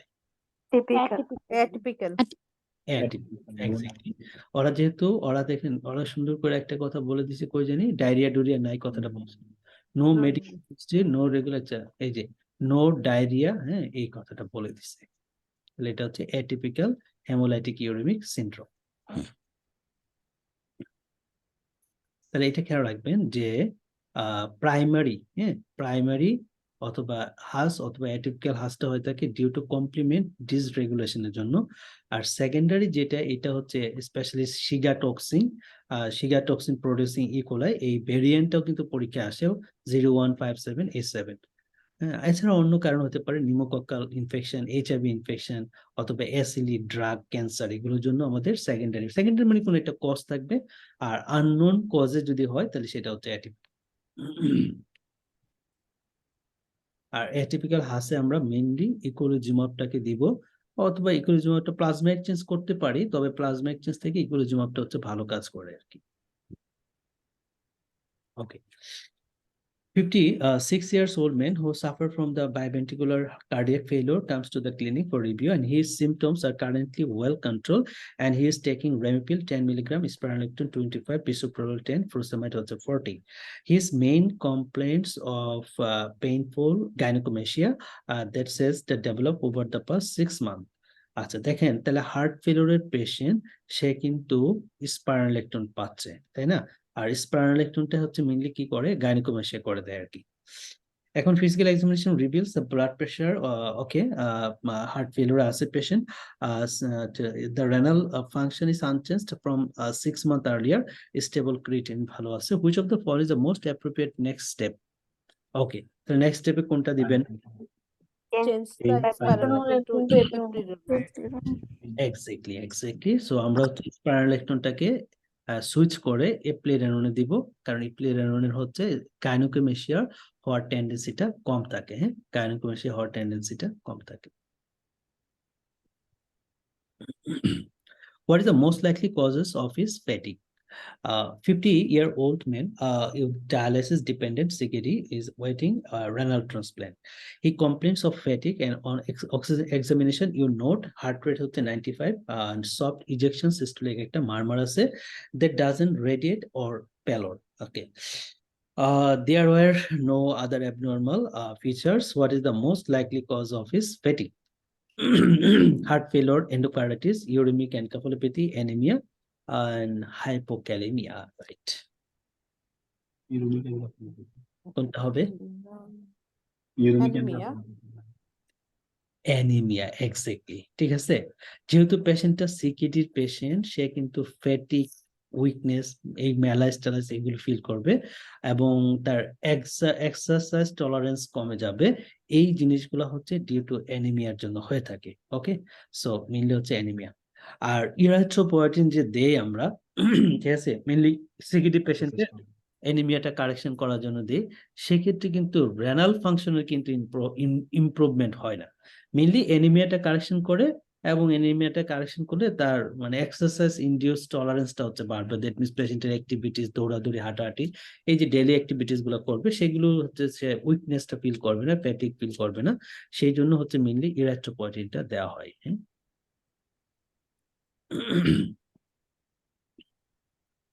Okay, so 51-year-old man present to the emergency department with worsening oliguria and hematuria over the past 24 hours. Upon further questioning, he has had recurrent epistaxis sinusitis for the past month. Okay, so এইদিকে otherwise well আছে, ভালো আছে। তার যেটা বললো renal bash epithelial crescent on the glomeruli. Diagnosis কি বলবেন এটা? হ্যাঁ, তাহলে এপিস্টেক্সিস আছে, যাই হোক, হেমাচুরিয়া আছে, সাথে হচ্ছে সাইনোসাইটিস, আপার রেসপিরেটরি ইনফেকশন, সাথে আরপিজিএন ডেভেলপ করছে আর কি এখন। তাহলে এই আঙ্কা কোনটা পজিটিভ পাবো? আমরা হচ্ছে ওয়েগনার্স জিপি এর ক্ষেত্রে হচ্ছে সিয়াঙ্কাটা হচ্ছে মেইনলি 90% পেশেন্টের ক্ষেত্রে, মোর দেন 90% পেশেন্ট আমরা সিয়াঙ্কা পজিটিভ পেয়ে থাকি।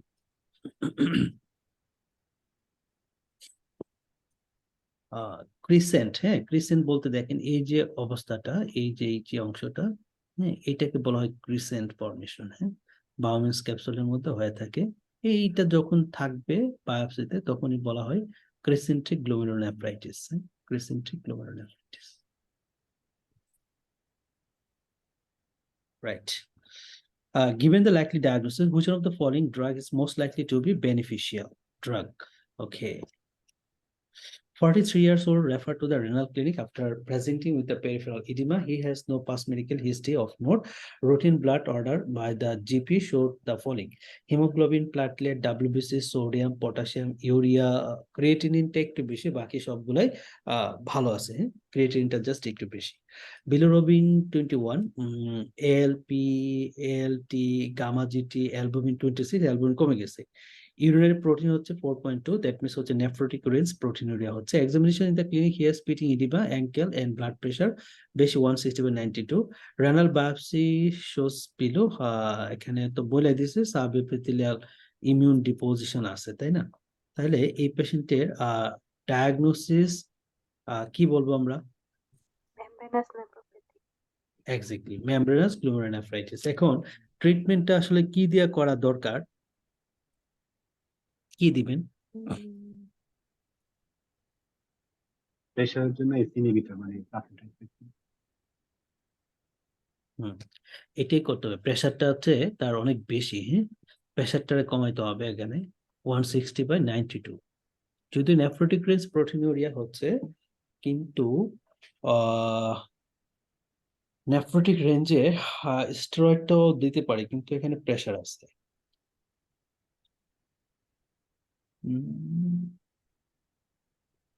দেখি ওরা কি দিছে, ওরা প্রেশারের কথাটাই বলছে। This patient has membranous glomerulonephritis, the history is typical with the middle aged man. ঠিক আছে, এটা corticosteroid themselves have not been shown to effective in the membranous glomerulonephritis। কর্টিকোস্টেরয়েডদের সাথে ক্লোরামবিউসিল দেয়, হ্যাঁ, যেটা তো কম্বিনেশন দেয় অবশ্য। S inhibitor however have been shown to reduce the proteinuria। আচ্ছা, তার মানে এটার আবার ডুয়াল অ্যাকশন আছে, তাই না? একদিকে ব্লাড প্রেশারও কমাবে, আবার আরেকদিকে প্রোটিনুরিয়া কমাবে, এই জন্য ডুয়াল সাপোর্টের জন্য মিনলি ওরা এটা সাপোর্ট করছে আর কি। আচ্ছা, এখানে আমরা mainly S for hypertension plus proteinuria, S inhibitor ARB দিব। আর ইমিউনোসাপ্রেশন হিসাবে আমরা কর্টিকোস্টেরয়েড দিতে পারি, আর অ্যানাদার এজেন্ট সাথে দিব সাইক্লোফোসফেমাইড অথবা টেক্রোলিমাস, ক্লোরামবিউসিল, এগুলো হচ্ছে ইউজ করা হয়ে থাকে। Each one of the following is a recognized side effect of erythropoietin except urticaria, hypertension, bone ache, long bone fracture, pure red cell aplasia. Yeah. Long তাহলে ইরাথ্রোপয়েটিন দিলে কিন্তু ফ্র্যাকচার হয় না, হ্যাঁ। বনে পেইন টেন করে, হাইপারটেনশন তো একদম কমনলি করে, পিওর রেড সেল অ্যাপ্লাসিয়া করে, এক্ষেত্রে হচ্ছে ডার্বোপয়েটিন দেওয়া হয় যদি pure red cell aplasia develop করে আর কি। ইরাথ্রোপয়েটিনের এই সাইড ইফেক্ট গুলো কিন্তু খুবই ইম্পর্টেন্ট, হাইপারটেনশন, বোন এক, ফ্লো লাইক সিমটম, হ্যাঁ, তারপরে skin rash, urticaria, pure red cell aplasia করে। সো এই ক্ষেত্রে আমরা এজ এ অ্যান্টিডট দেওয়া হয় থাকে ইরাথ্রোপয়েটিন, নাম হচ্ছে ডার্বোপয়েটিন। আর রেস্ট পিসিবি বাড়ে, হচ্ছে থ্রোম্বোসিসও বাড়ে, ফিস্টুলা, আছে iron deficiency, second to increase erythropoiesis. যেহেতু ইরাথ্রোপয়েসিস বেশি হয় ইরাথ্রোপয়েটিনের জন্য, সো আয়রনটা ইউটিলাইজ হয়ে যায় আর কি, সেই জন্য আয়রন ডেফিসিয়েন্সিও ডেভেলপ হয়ে থাকে পেশেন্টের। What is the mechanism of action of additional treatment? Mechanism কি, additional treatment কি দিছে? Initial treatment, intravenous calcium gluconate, salbutamol inhaler, furosemide দিছে। On discussion with the renal team, they recommended additional treatment of calcium resonium. ওকে, তার মানে পেশেন্টটা হচ্ছে hyper ক্যালিমিয়ার patient, হ্যাঁ, 6.7 তার পটাশিয়ামের পরিমাণ। তো হাইপার ক্যালিমিয়ার ইনিশিয়াল ম্যানেজমেন্টটা দিছে, এখন এডিশনাল হিসাবে তারা ক্যালসিয়াম রেজোনিয়াম দিছে। এই ক্যালসিয়াম রেজোনিয়াম কি কাজ করে, কিভাবে কাজ করে? So act on sodium potassium ATPase pump, increase potassium excretion by preventing renal enteral absorption. It shift the potassium from extracellular to the intracellular compartment, it stabilize the cell cardiac membrane. It act on the NKCC2 channel in increasing potassium excretion. Preventing enteral absorption by preventing enteral absorption. Exactly. So mainly হচ্ছে calcium resonium, যেটা calcium যেটা এটা পটাশিয়ামের সাথে bind করে এটা এন্টারাল অ্যাবজর্পশনটাকে prevent করায় আর কি, জিআইটি থেকে, আর প্রিভেন্ট মানে অ্যাবজর্পশন হতে দেয় না পটাশিয়ামটাকে। The calcium resorption result in removal of the potassium from the body rather than shifting potassium between the fluid compartment like হচ্ছে intracellular থেকে extracellular নিয়ে যায় না। হাইপারক্যালেমিয়া পেশেন্টের ফার্স্ট হচ্ছে স্টেপ আমাদের ম্যানেজমেন্টে ক্যালসিয়াম গ্লুকোনেট, হ্যাঁ, কার্ডিয়াক যে মাসল মেমব্রেন গুলো আছে সেগুলোকে হচ্ছে স্টেবিলাইজ করতে হবে প্রথম। তারপরে যেটা করতে হবে যে পটাশিয়ামটাকে কমাইতে হবে। এখন পটাশিয়ামকে কমাই, ক্যালসিয়াম গ্লুকোনেট কিন্তু পটাশিয়াম কমায় না, কিন্তু আমাকে কার্ডিয়াক মাসল গুলাকে স্টেবিলাইজ করতে হবে, সেই জন্য মায়োসাইট গুলাকে স্টেবিলাইজ করতে হবে, সেই জন্য হচ্ছে ক্যালসিয়াম গ্লুকোনেট দেওয়া হয়। তারপর হচ্ছে potassium lowering agent specially insulin এবং ডেক্সট্রোজ ইনফিউশন করা হয়, ঠিক আছে। এটা দিলে কি হবে, সে ইনসুলিনটা হচ্ছে পটাশিয়ামকে এক্সট্রা সেলুলার স্পেস থেকে ইন্ট্রাসেলুলার স্পেসে নিয়ে যাবে। আর দিতে পারি সালবিউটামল, দিতে পারি লুপ ডায়াবেটিস, এরা হচ্ছে পটাশিয়ামকে মানে সালবিউটামল কিন্তু সেলের ভিতরে পটাশিয়ামকে প্রবেশ করায়, আর লুপ ডায়াবেটিস গুলো হচ্ছে ইউরিনের সাথে পটাশিয়ামকে বের করে দেয়। Okay, each one of the following is associated with the papillary necrosis except acute pyelonephritis, tuberculosis, chronic analgesia use, syphilis, sickle cell anemia. All right. Chronic analgesic use. No. Chronic analgesic papillary necrosis. হ্যাঁ syphilis syphilis. Syphilis তো mainly হচ্ছে genital ulcer করে, তারপরে second পার্টের secondary সিফিলিসে দেখা যায় specially আমাদের হাতের তালু পায়ের তালুকে ইনভলভ করে, হ্যাঁ, যেটা কন্ডাইলোমাটা লাটা নিয়ে আসে, আর টার্সিয়ারি হচ্ছে নিউরোসিফিলিস ডেভেলপ করে আর কি। তাহলে papillary necrosis, chronic analgesia use, sickle cell disease, specially sickle সেলটা পরীক্ষা দেয় এবং ক্রনিক অ্যানালজেসিয়া এটাকে ওরা অ্যাসোসিয়েট করে পরীক্ষা দেয়। TB, acute pyelonephritis, diabetes mellitus এক্ষেত্রে এগুলো থাকে। আর লোইন পেইন থাকবে, সাথে হচ্ছে হেমাচুরিয়া, কাপ এন্ড স্পিল, হ্যাঁ, রেনাল স্কারিং থাকবে এবং কাপ এন্ড স্পিল শেপ হয়ে থাকে।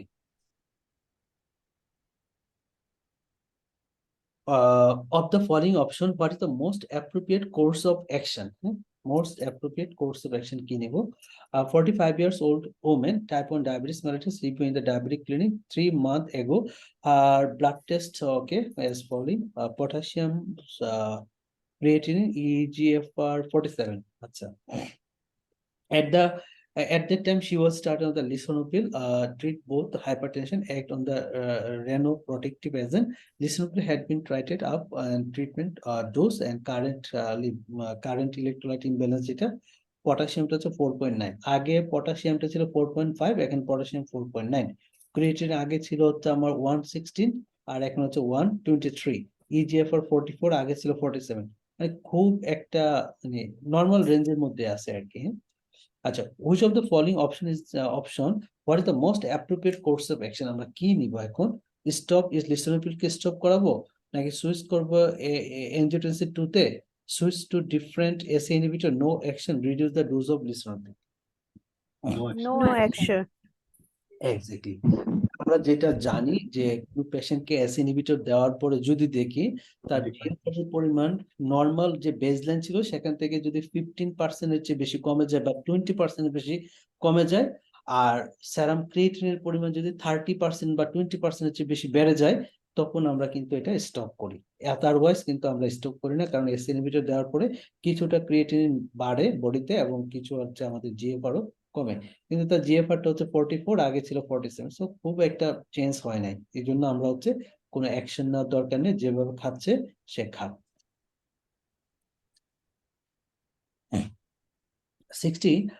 68 years old man present with the symptoms of nocturia and difficulty in passing urine. He is not known to have any previous prostatic problem and denies any dysuria. Following the digital rectal examination, he started on the finasteride and tamsulosin. 3 months later, he present to the emergency department, urinary retention and catheterized, and craggy mass in the infant and the rectal examination. He is referred to the urologist and prostatic ultrasound and needle biopsy arrest and prostate serum antigen is requested.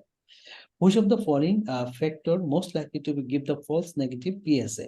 Tamsulosin, finasteride, prostate needle biopsy, prostatic ultrasonogram, recent catheterization.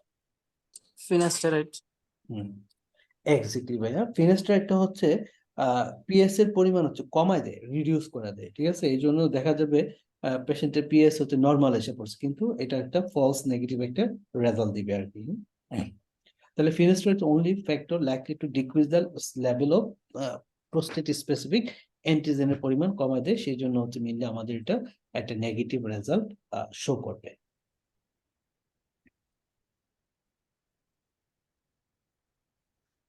40 years old man present to the renal outpatient clinic after being referred by the GP following an incidental findings of microscopic hematuria. Incidental, but সে কিন্তু দেখে না ইউরিনে।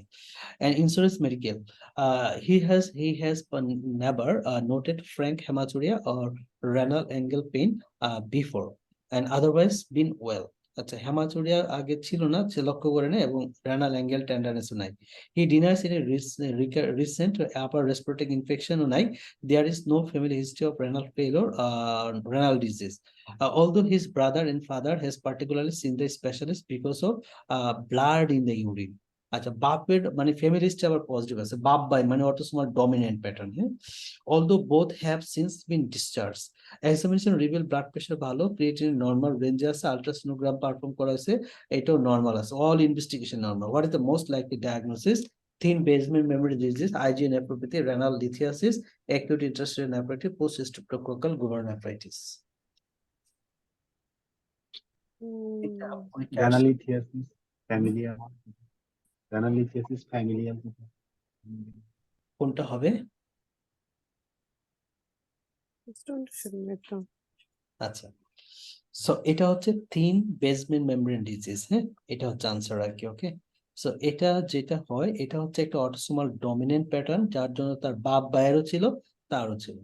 আর এটা হচ্ছে একটা benign condition, আমাদের যে type 4 collagen থাকে কিডনিতে, সেখানে হচ্ছে তার থিনিং হয়ে যায়, যার জন্য ওই জায়গা থেকে মাঝে মধ্যে হচ্ছে ব্লিডিং হয়।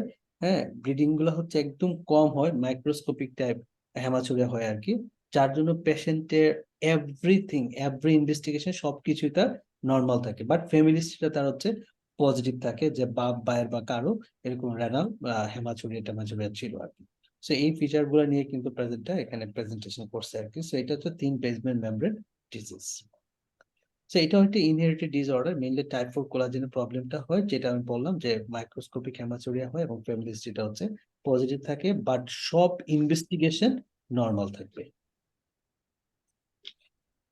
23 years old man present with a GP asking to be screened for a condition that run in his family.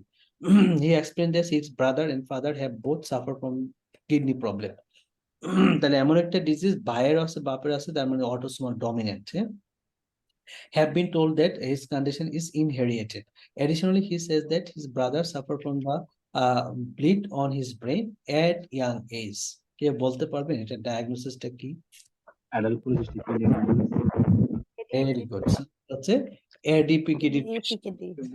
So এখানে ভাইয়ের হচ্ছে যেহেতু ব্রেইনে ব্লিডিং হয়েছে, তার মানে হচ্ছে আমরা জানি এদের সেরেব্রাল অ্যানিউরিজম ফর্মেশন হয়। সো এই সেরেব্রাল অ্যানিউরিজমটা রাপচার হয়েছে, রাপচার হয়ে তার ভাইয়ের ক্ষেত্রে সাবঅ্যারাকিনয়েড হ্যামারেজের একটা ফিচার চলে আসছে, বাট তার ক্ষেত্রে তো এটা আসবে, এই কন্ডিশনটা তার মধ্যে আছে। আচ্ছা, এখন কথা হচ্ছে গিয়ে ওনারা স্ক্রিনিং টেস্ট করবে আর কি। হ্যাঁ, তো 23 বছর বয়স হয়েছে, 23 বছর বয়সে যে স্ক্রিনিং টেস্ট ultrasound. কোনটা? হ্যাঁ, তাহলে স্ক্রিনিং টেস্টটা কত কত বয়স জন্য আমরা ওয়েট করব? 20 তাহলে 20 বছরের জন্য হচ্ছে ওয়েট করতে হবে, কারণ 20 বছর আগে ভালো করে সিস্ট গুলো ফর্মেশন হয় না। যদি 20 ইয়ার্স এর আগে আমরা টেস্ট করতে চাই, স্ক্রিনিং টেস্ট করতে চাই, তাহলে কি টেস্ট? Genetic screening. এক্স্যাক্টলি, তাহলে হচ্ছে জেনেটিক টেস্ট করতে হবে, অর্থাৎ জেনেটিক টেস্ট এডিপিকিটি টাইপ 1 টাইপ 2 জিনের মিউটেশন পাবো, আর এই মিউটেড জিনগুলো হচ্ছে এনকোড করে পলিসিস্টিন 1 এন্ড পলিসিস্টিন 2 জিনের সাথে আর কি, প্রোটিনের সাথে।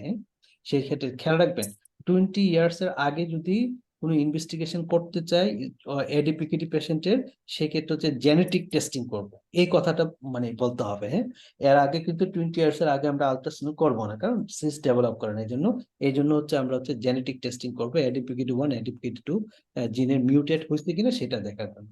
আর 20 পরে অলওয়েজ অবশ্যই আমাদের আলট্রাসাউন্ড করবো। Which one of the following types of glomerulonephritis most characteristically associated with the Wegener's granulomatosis? Okay, Wegener's granulomatosis কোনটা হবে? Rapidly progressive nephritis. glomerulonephritis. Exactly.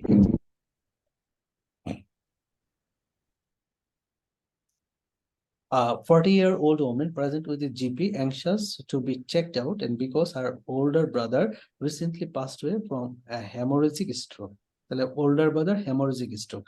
She was told that his autopsy shows the cerebral aneurysm rupture.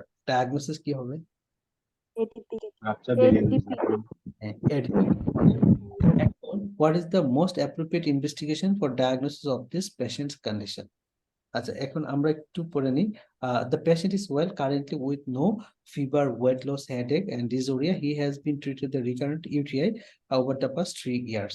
Her father had a history of CKD and passed away at the age of 65.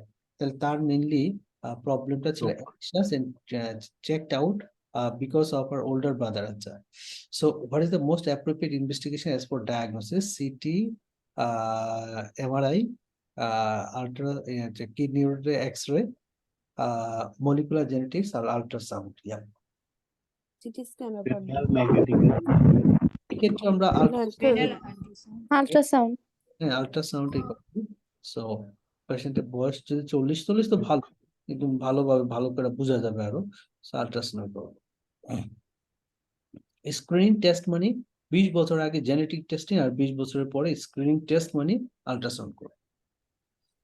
45 years old who has developed CKD secondary to the FSGS. Reviewing the renal clinic, his renal function deteriorating and GFR হচ্ছে 15 কমে গেছে.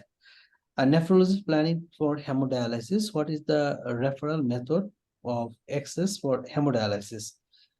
আচ্ছা, তাহলে preferable method of access of hemodialysis. তাহলে কোন রুটে haemodialysis usually করে আর কি, কোনটা হবে আনসার? AV fistula. হ্যাঁ, তাহলে AV ফিস্টুলা, আর্টেরিওভেনাস ফিস্টুলার মাধ্যমে আমরা একটু কমনলি ডায়ালাইসিস করে থাকি। 73 years old man diagnosed with the prostate cancer and gosuraline is prescribed. So which one of the following is the most important co-prescribed for first 3 weeks of treatment? হ্যাঁ, gosuraline দেওয়ার আগে কোন মেডিকেশনটা দিতে হয় আর কি? হ্যাঁ, tamoxifen, lansoprazole, allopurinol, cyproterone acetate, tamsulosin. Very good, এই কোশ্চেনটাও বেশ কয়েকবার আসছে। তাহলে আমরা হচ্ছে গোসেরালিন হচ্ছে একটা গোনাডোট্রপিক এগোনিস্ট, ঠিক আছে? Gonadotropic agonist. যদি কোনো পেশেন্টকে আমরা গোসেরালিন দেই তাহলে দেখা যাবে সে হচ্ছে বডিতে হচ্ছে হঠাৎ করে গোনাডোট্রপিক হরমোনের পরিমাণ বেড়ে যাবে।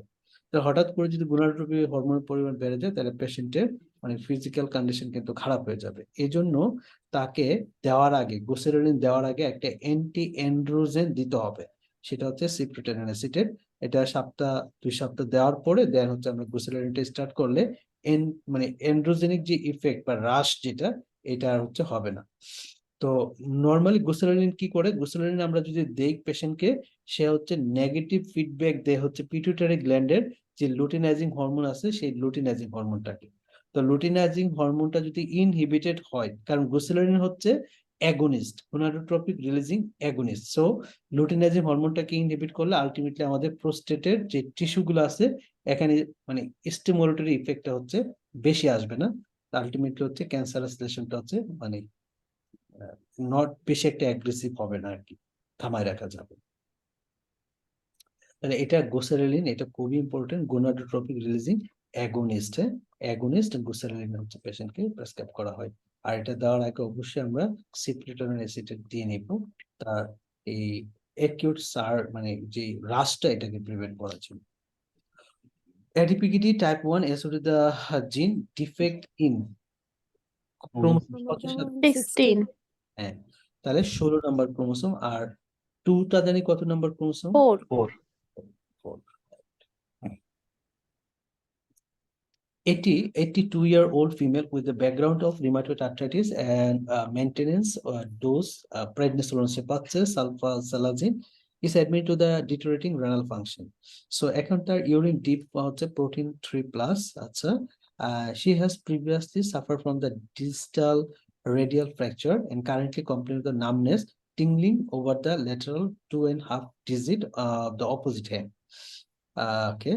Renal ultrasound revealed the bilateral enlarged kidney, subcutaneous abdominal fat biopsy shows congruent staining. Birefringence colour চলে আসছে আর কি, apple green. What is the most likely underlying diagnosis, কি হবে? AA amyloidosis. তাহলে এখানে ইনফ্লামেটরি একটা কন্ডিশন আছে, রিমাটয়েড আর্থ্রাইটিস, তাই না?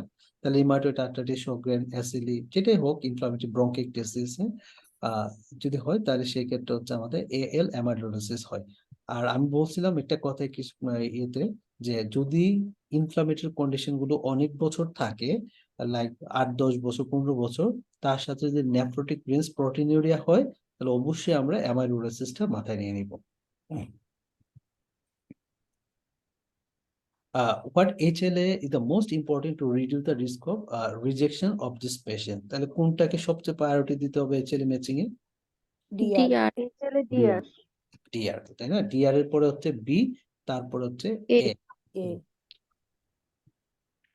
Right. Given the likely diagnosis, which one of the following organism is most likely the cause? এখানে আমরা যদি খেয়াল করি, প্লাটলেট কমে গেছে, হিমোগ্লোবিন কমে গেছে, রেনাল ফাংশন অল্টার আছে।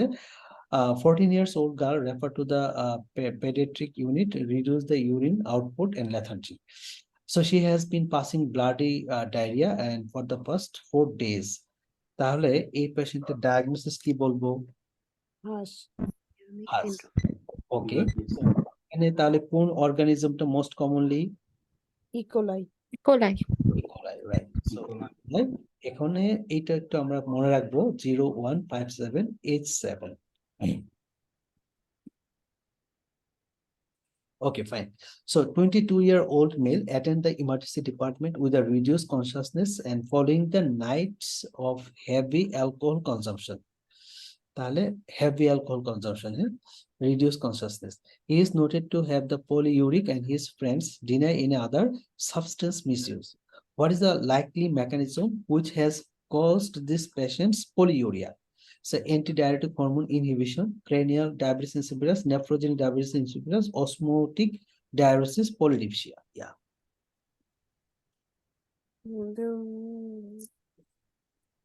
Okay. So এটার ক্ষেত্রে একটু খেয়াল রাখবেন যে যদি কোনো পেশেন্ট হঠাৎ করে বেশি পরিমাণে অ্যালকোহল খায়, ঠিক আছে, হঠাৎ করে বেশি পরিমাণে অ্যালকোহল খায়, সেটা হচ্ছে আমাদের পোস্টেরিয়র পিটুইটারি থেকে যে এডিএস রিলিজ হওয়ার কথা ছিল, সেই এডিএস রিলিজটাকে ইনহিবিট করে। ওকে, বেশি করে অ্যালকোহল যদি খায় কেউ, তাহলে আমাদের এডিএস সিক্রেশনটা ইনহিবিটেড হয়। তাহলে এডিএস সিক্রেশন যদি ইনহিবিটেড হয়, তাহলে বেশি পরিমাণে ইউরিন হচ্ছে বের হয়ে যাবে বডিতে থেকে, দ্যাট মিনস পলিইউরিয়া হবে, তাই না? তাহলে এই পলিইউরিয়ার জন্য দায়ী কোনটা? দায়ী হচ্ছে অ্যান্টিডায়াবেটিক হরমোন ইনহিবিশন, ঠিক আছে, ইনহিবিটেড হয়েছে বাই হচ্ছে অ্যালকোহল দিয়ে আর কি। তাহলে অ্যালকোহল বিঞ্জিং যদি বেশি পরিমাণে খায়, can lead to ads suppression করে দিতে পারে in the posterior pituitary gland, subsequently leading to polyurea. এটা কিন্তু একবার আসছিল পরীক্ষায়। A patient is started on the finasteride for the treatment of benign prostatic hyperplasia. How long should be patient to be told that the treatment may take to be effective? কয় মাস লাগে effective হতে? 6 months. Month. ওকে, তাহলে after হচ্ছে 6 মাস পরে গিয়ে effective হবে।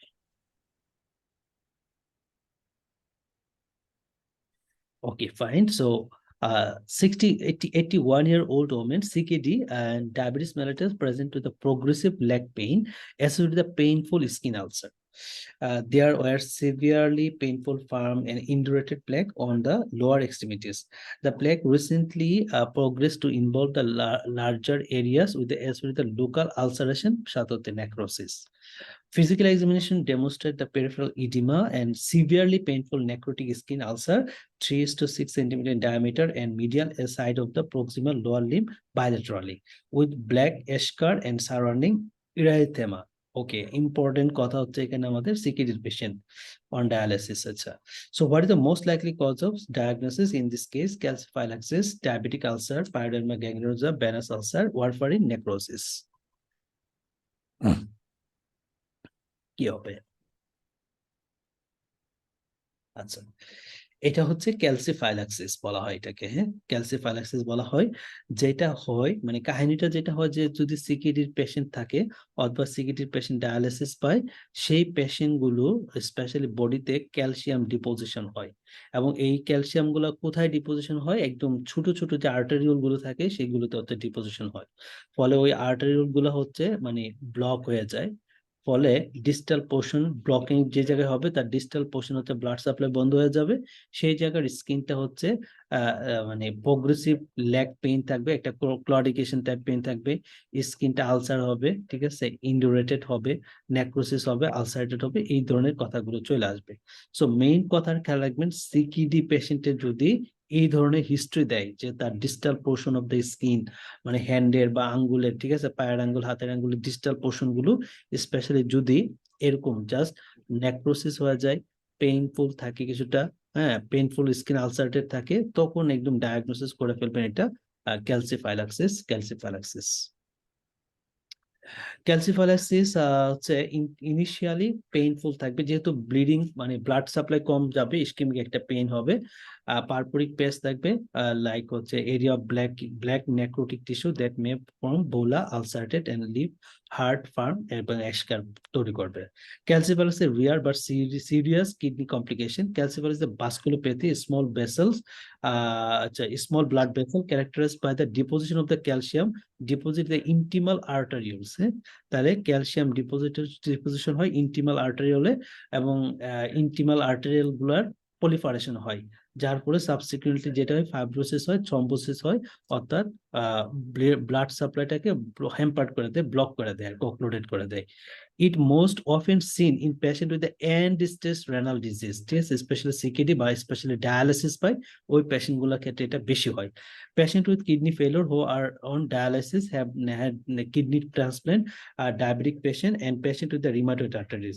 Classical clinical picture are the necrotic and progressive skin ulcer and reticular pattern, mostly in the lower legs and susceptible to the local infection হতে পারে। What is the cause of sudden deterioration of our renal function? এখানে proteinuria আছে, ব্লাডও যাচ্ছে, nephrotic syndrome, ইউরিনের protein বেশি আছে, 14 অনেক বেশি, ESR বেড়ে গেছে, অ্যালবুমিনটা অনেক কমে গেছে, আর বাকিগুলো ক্রিয়েটিনিনটা বেশি আছে আর কি। ওকে, 54-year-old woman with a history of membranous glomerulonephritis secondary to the SLE, admitted to the hospital. Her previous stable renal function has deteriorated rapidly. On examination, she has tenderness in the left flank. Okay, এই যে ফ্ল্যাঙ্কে pain হলো, এটা কিসের জন্য পেইনটা হলো? renal vein thrombosis. Exactly, so এটা হচ্ছে renal vein থ্রম্বোসিসের জন্য হয়েছে। আচ্ছা, ওনারা জানতে চাচ্ছে what is the likely cause of his sudden deterioration in the renal function, কোনটা হবে স্যার? তাহলে slightly suddenly deteriorated of the renal function, খারাপ হওয়ার কারণ হচ্ছে রেনাল ব্রেন থ্রম্বোসিস হয়ে রেনাল পারফিউশনটা কমে গেছে, সো আলটিমেটলি একেআই ডেভেলপ করে গেছে আর কি। Which of the following histopathological findings is most likely on the renal biopsy? আমরা পাবো 60 years old Nigerian female present to the ED with the chest pain near say. He reports a long history of fatigue and joint pain.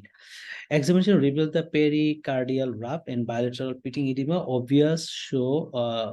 Observation shows only that he has low-grade pyrexia, blood pressure 170/100. Urinalysis shows hematuria and nephrotic rates, proteinuria. A urine pregnancy test was negative. এখানে ECG করছে, saddle shape ST elevation in all lead and pericardial effusion চলে আসছে। Of interest of the blood result shows below. তাহলে দেখেন এখানে important কথা হচ্ছে পেশেন্টের জয়েন্ট পেইন আছে, ফ্যাটিগনেস আছে, রাইট, চেস্ট পেইন আছে, সাথে হচ্ছে গিয়ে আর হচ্ছে, আচ্ছা, এই যে পয়েন্টগুলো চেস্ট পেইন, জয়েন্ট পেইন, ঠিক আছে, ফ্যাটিগনেস, একটা female patient Nigerian Afro Caribbean রিজনের, সো মোস্ট লাইকলি এটা ডায়াগনোসটা হচ্ছে আমাদের এখানে এসিলি, ঠিক আছে।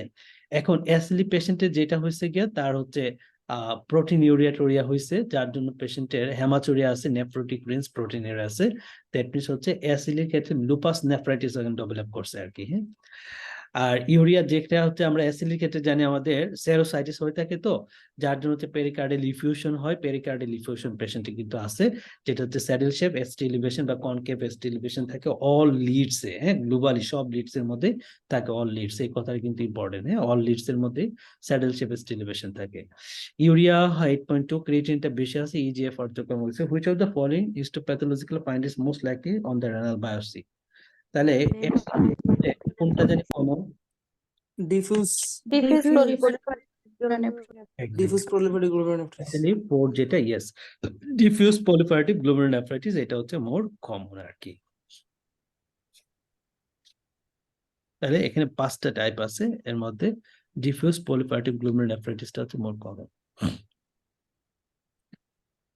You are the ST2 working, আর লুপাস নেফ্রাইটিস আমরা অবশ্যই ট্রিটমেন্ট করব মাইক্রোফেনোলেট মফেটিল। এইটা যে কতবার পরীক্ষা আসছে, আপনারা যখন রিকল কোশ্চেন বিগত বছর কোশ্চেন সলভ করতে যাবেন তখনই বুঝবেন আর কি। So you are the ST2 working in the oncology outpatient clinic. Your next patient is a 67 years old man with the castrate resistant or hormone resistant metastatic prostate cancer. 6 months ago, at his last clinic review, he has commenced on the docetaxel based chemotherapy regime. Unfortunately, the disease has continued to progress. He is keen to pursue the further treatment option, has been doing some research of his own on the internet and asks about the possibility of the starting treatment of abiraterone acetate. What is the mechanism of action of this abiraterone acetate mechanism of action টা কি? So এটা 5 alpha reductase inhibitor, gonadotropin releasing hormone agonist, disrupt the microtubule, thereby stopping the cell division, chromosome cytochrome P450 enzyme inhibitor, R alpha blocker. Yeah, Cytochrome P450, 17 alpha hydroxylase. exactly. So abirateronটা হচ্ছে cytochrome P450 alpha 17 alpha hydroxylase inhibition করে থাকে আর কি। 5 alpha reductase inhibitor তো আমরা জানি, যেটা হচ্ছে ফিনাস্টেরয়েড, আর gonadotropin রিলিজিং হরমোন এগোনিস্ট হচ্ছে গোসিলিন, আর ডিসরাপশন মাইক্রোটিউবুল মানে হচ্ছে ডসিটেক্সেল, হ্যাঁ, alpha channel blocker, alpha blocker হচ্ছে ট্যামসোডোসিন। সো আর এটা হচ্ছে বাকি থাকে আর কি। 35 years old man reviewing the dialysis following the childhood diagnosis of the inherited condition. He initially presented with the microscopic hematuria, progressive renal failure, bilateral sensorineural deafness. Diagnosis?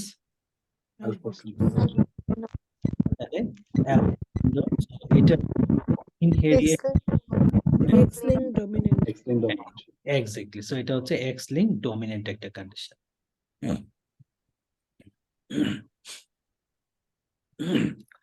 35 years old lady is found to have the abnormal renal function on routine blood test and performed by the GP.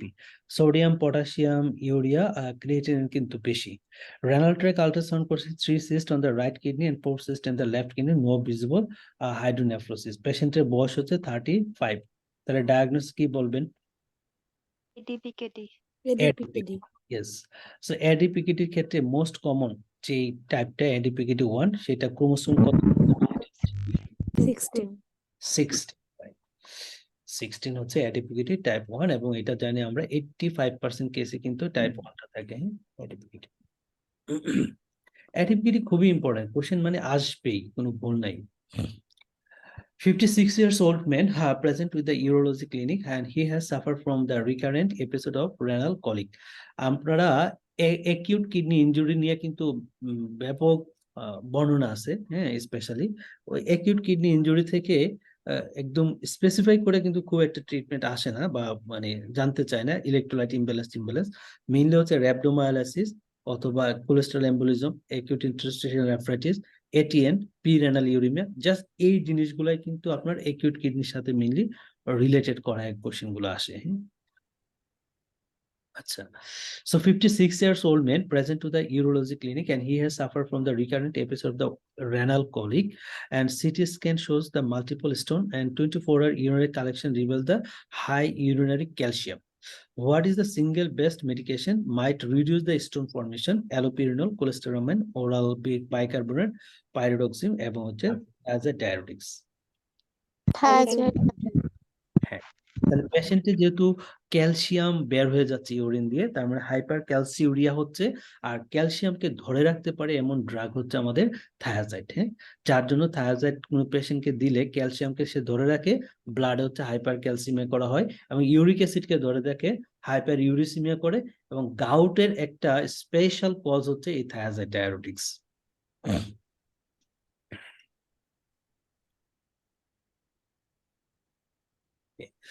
So which one of the following is associated with the better prognosis in patient of IgA nephropathy?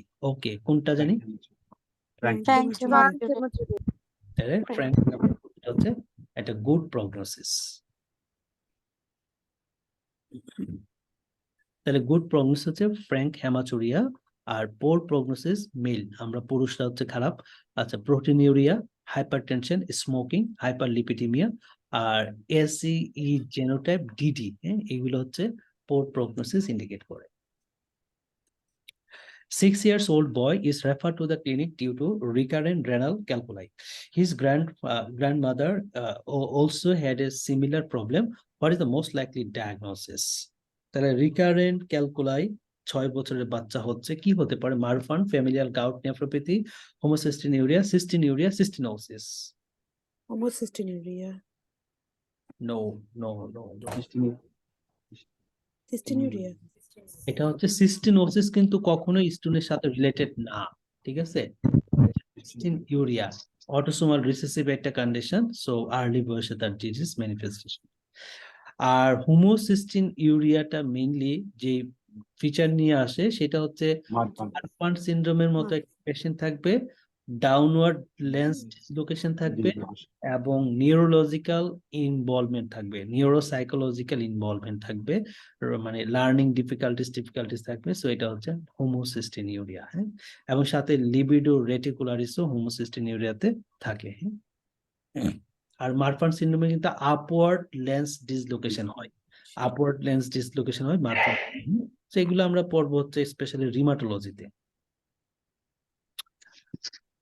Okay, so 43 years old male has a workup for hypertension, and he has found to have blood to 1+ urine deep for freshly boiled sample. Which of the following may accounts for these findings? আচ্ছা, তাহলে 1+ blood আছে, সাথে হচ্ছে hypertension. এই ব্লাডটা কেন? Smoking এর জন্য, এক্সারসাইজের জন্য, অবেসিটির জন্য, ইটিং রেড মিট, প্রিভিয়াস যে ইউজ অফ রেমিপিল।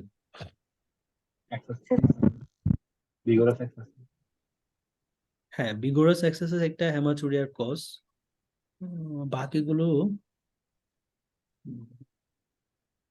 এক্সারসাইজ দিছে।